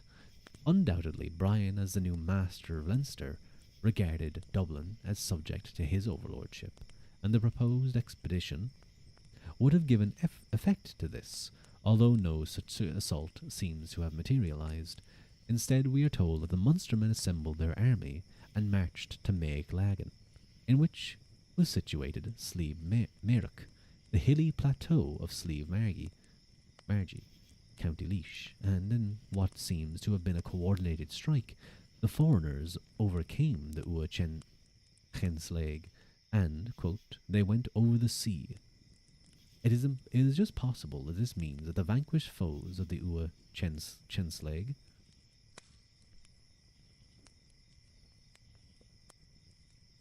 were banished overseas, perhaps to a refuge in Wales, but it is more likely to mean that Maeg Arlet returned to their insular home after this campaign. In any event, it looks as though Brian, having gained the submission of the North Leinster provinces the previous year, was also now lord of those in the south of the province. The same annals go on to report that Brian's army devastated Osraig that year, laying waste its churches and fortresses along with those of Leinster, and that Brian released their king, Gilla Patrick, whom he had captured the previous year, doubtless because he was now pledged to be Brian's faithful adherent. You have 2. One is used by Ruadh, the other by chat, has to share. Exactly. Hello, Lila, back from your TikTok pause. I hope it was well. Casey, how dare you poke? I didn't even realize you poke me. How dare you? Hello, Dracula Bite. TTV, welcome in. And name pronunciation, of course. My name is pronounced Ruadh Ua Quilta. No, it was not good. Onyo. That's okay, though. Now things can improve.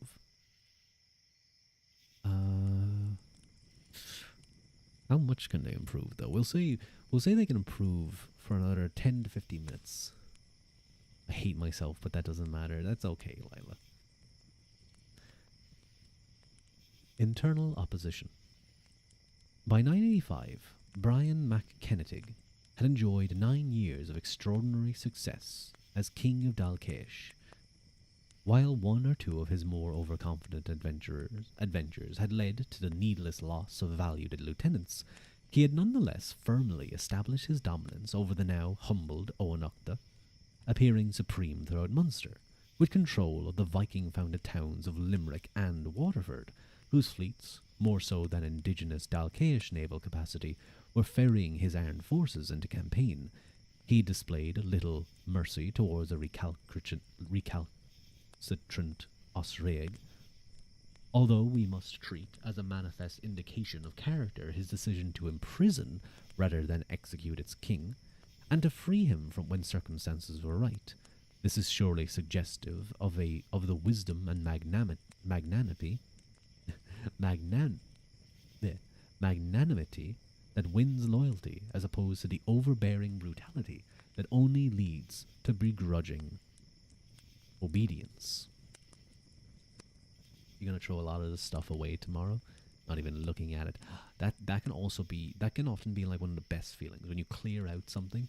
You completely clear out like a wardrobe, and you just figure out all this, like half of this stuff is gone. It's no longer needed. I never wear it. It's ugly. It's, why did I ever buy that? It's fucking torn. It can often feel very freeing to do that. I need to do that soon, actually. Especially with summer coming up, it will be a good time. He had extended his sway into Leinster by a mixture of war and diplomacy, choosing allies carefully and identifying and dealing militarily with those who were less amenable, and he had even begun to test the possibilities of broadening his sphere of influence by dispatching an expeditionary force into North Connacht, and it seemed that he taunted even the great Overking of Unail, Mael Shocknail MacDonald, by sending a raiding party into his mensal lands and Meath, hitting him where it hurt. Donate Unk. I do. Don't worry. Oftentimes, if it's perfectly good clothing, it does get donated.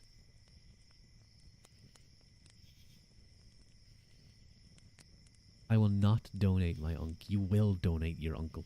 Just not his body for science. Like, oh, I'm going to donate my uncle for research of this disease. Nope, he gets sold to the U.S. Army and exploded with a rocket, as happened to that one woman. Fucked up, dude. It's actually like that's actually like disgusting that happened. A guy whose mother died of, I think it was, I can't remember what it was, but she died of a disease. He donated her body for like research into that disease, but the contract allowed them to use the body as they wish, and they just sold the body to the US Army, who used it for their own explosive research. If he's nice, donate him to me so I can have a cool uncle. Hell yeah. Yeah, Lila, give Kaleido your uncle. Donate him to me, I need a maid. Harrow needs a maid though. That's also kind of hard. That's a good choice. That's a good donation.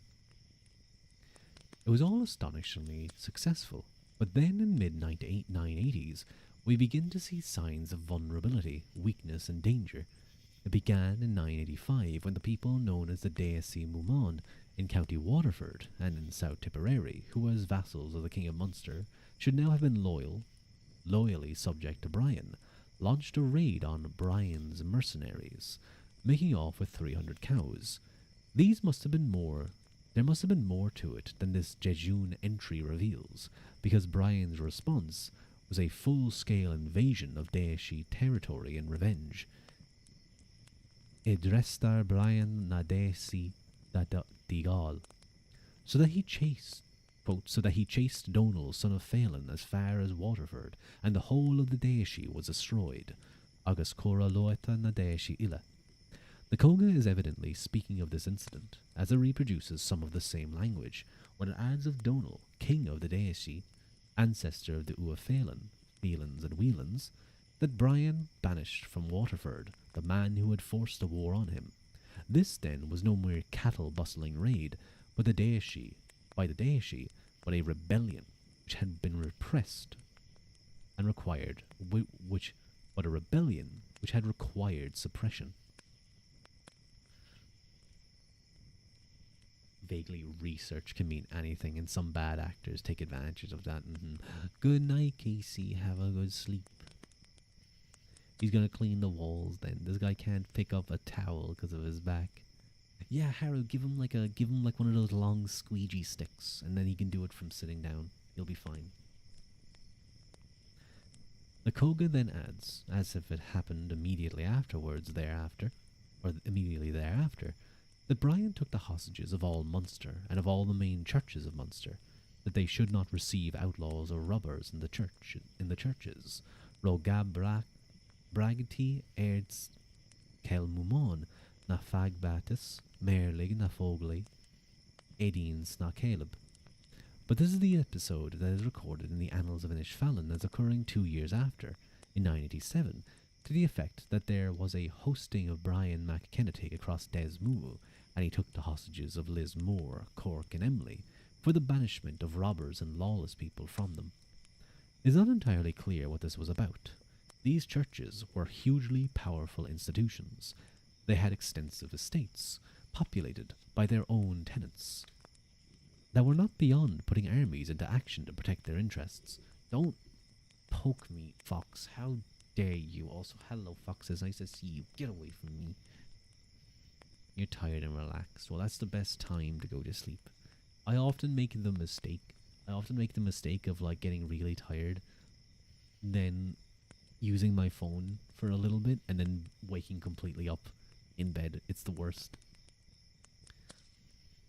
Get him a nice support pillow for his back too.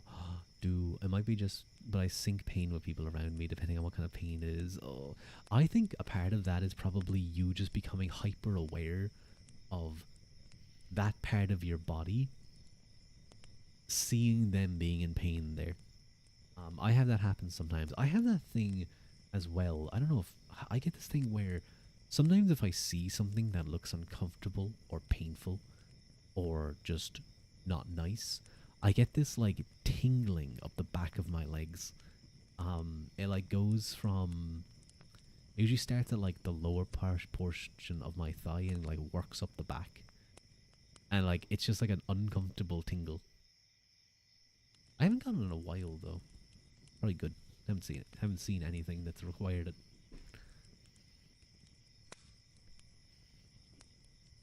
I hope you're doing well, Fox. We're just doing a little bit of reading. I need to be quiet. I am finishing up in probably 10 minutes, I would say. We'll see how much of this we can get done. That could be it, actually. Because if it's not a type of pain I already experience, I don't sink. Oh, interesting. When I hear someone scream at someone, I get the nose tingle. Yeah, when you're about to cry. Let me see your full model. Fine. There you go. Oh wait, I have to move myself up a little. There you go. Look how much taller I am than Brua. Brua, you're kind of small. This is a little Ruru. Handsome. Thank you, Meister. Thank you. Why didn't you call me handsome earlier? My face was in full view, actually. You see my knees, you see my feet, you see my thighs, and suddenly you're like, handsome. Them handsome knees.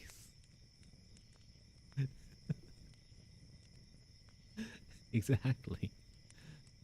My mama did cook with those knees, and he gave me a nice little scar too.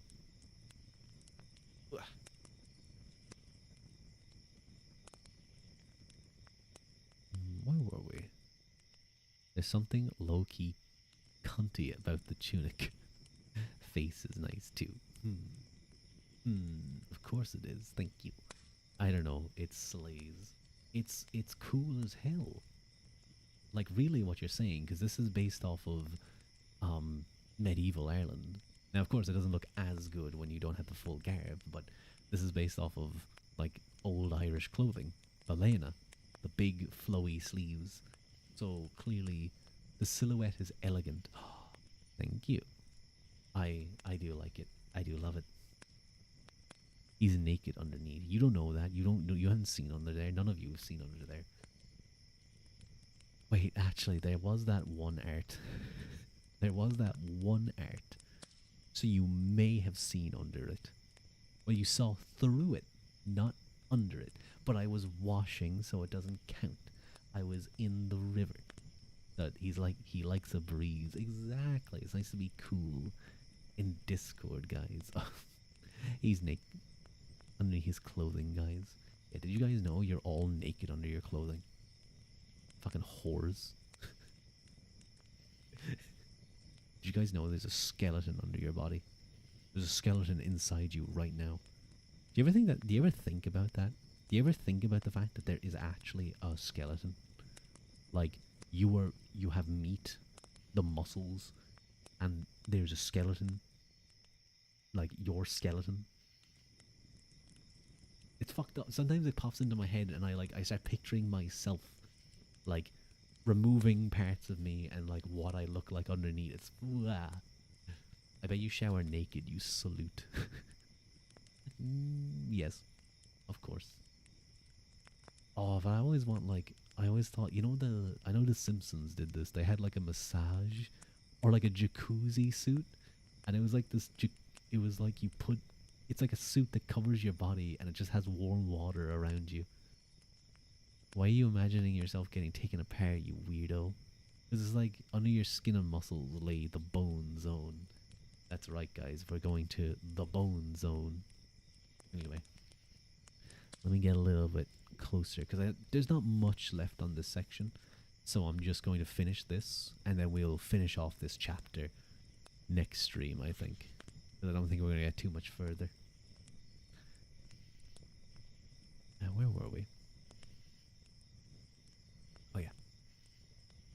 But the churches were not against putting armies into action to protect themselves. Finish you. Shush you.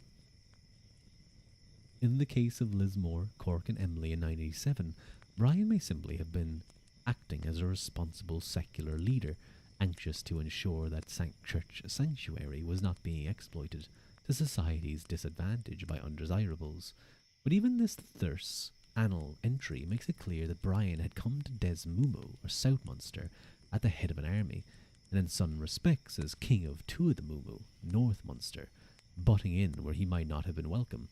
And if an army was needed for this business, and hostages had to be extracted from the churches as an earnest of their future good conduct, it begins to seem likely that these three great churches were bastions of opposition to Brian, sheltering opponents of his regime, and that Brian was in the business of crushing dissension. When, therefore, we read in the same annals 3 years later that Marchon, son of Kennetig, took the abbacy of Emly, we might see it in more than a bit of a run-of-the-mill church news.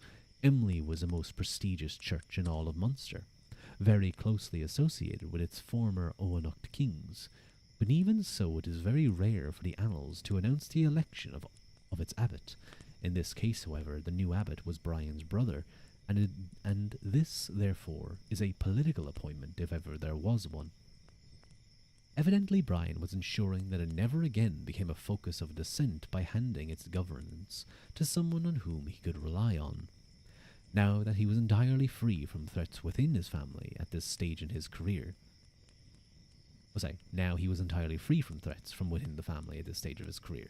As we know, the only reason Brian made it to the kingship of Dal Caish is because his older brother, Mathgamon, was murdered while king in 976. Mathgamon had his own family, and had he lived longer he would no doubt have groomed a successor from among them, leaving Brian and his sons as mere Rigdamnai,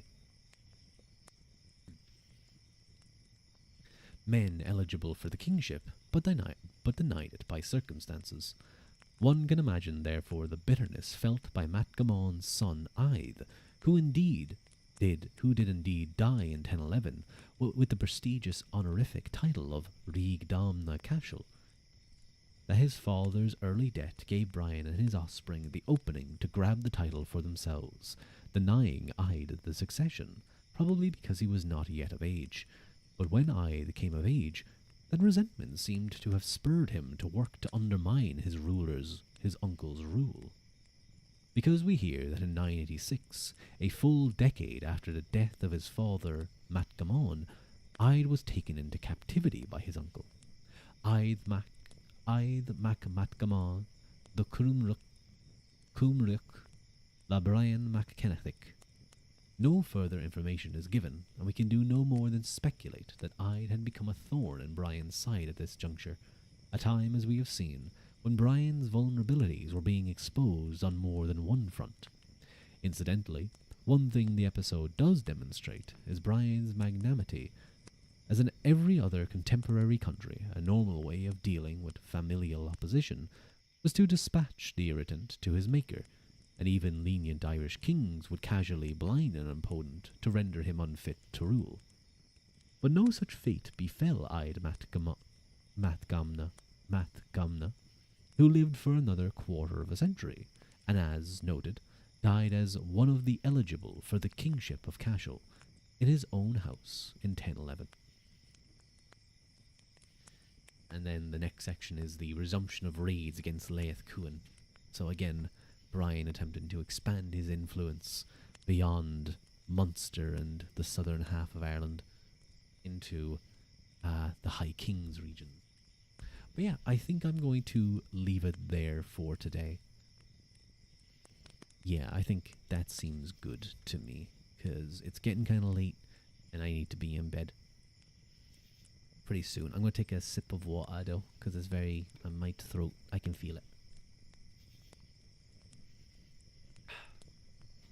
Me when the skeleton doesn't weigh a ton. False. That's fucking stupid, Meister, and I liked it. It's Friday tomorrow. I'm picturing you, Haru, like that cat that like jumps in the air clapping.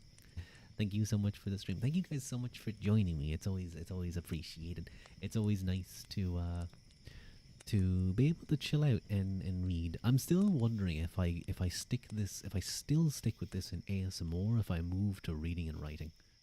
I'm never sure. But yap. I'm going to raid us out somewhere. Now, where are we going to raid out?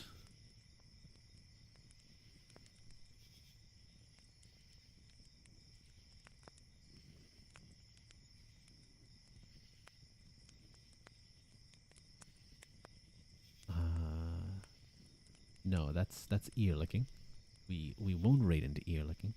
You mean writing and reading? No, I mean reading and writing. How dare you?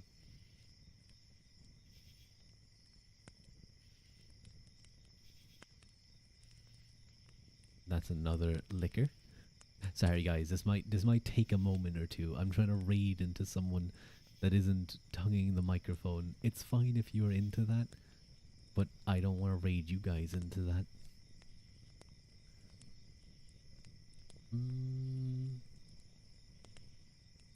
Celio. Do I know this person?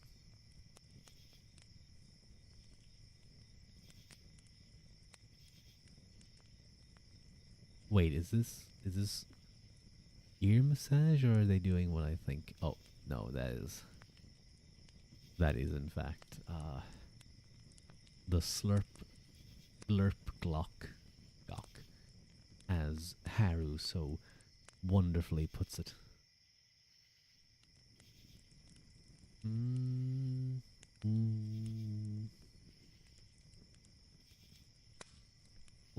What's Fua playing?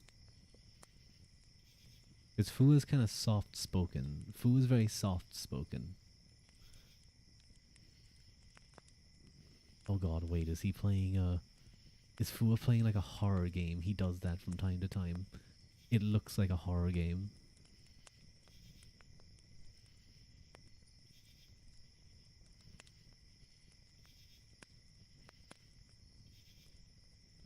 Yeah, I know, that's a horror game. I don't want to rate it. It's because I'm doing like ASMR. I hate reading into things that like aren't relaxing and suitable for ASMR.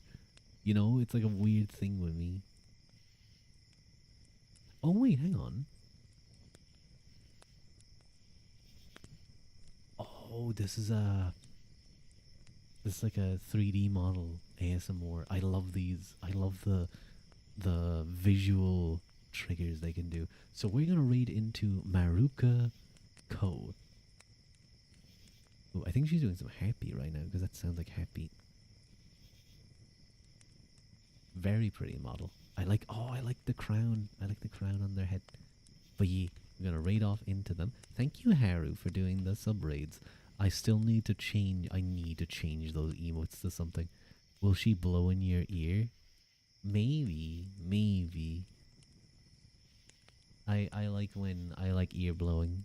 Ear blowing is like one of my favorite triggers. You guys know I've spoken about this before. But yeah, we're going to raid off into them. Thank you guys for showing up. And yes, Fox, I do miss Wolfie's ear blowing. Give it a Mila Mahugat and Slong Gafol. And I will see you guys next stream. Bye bye.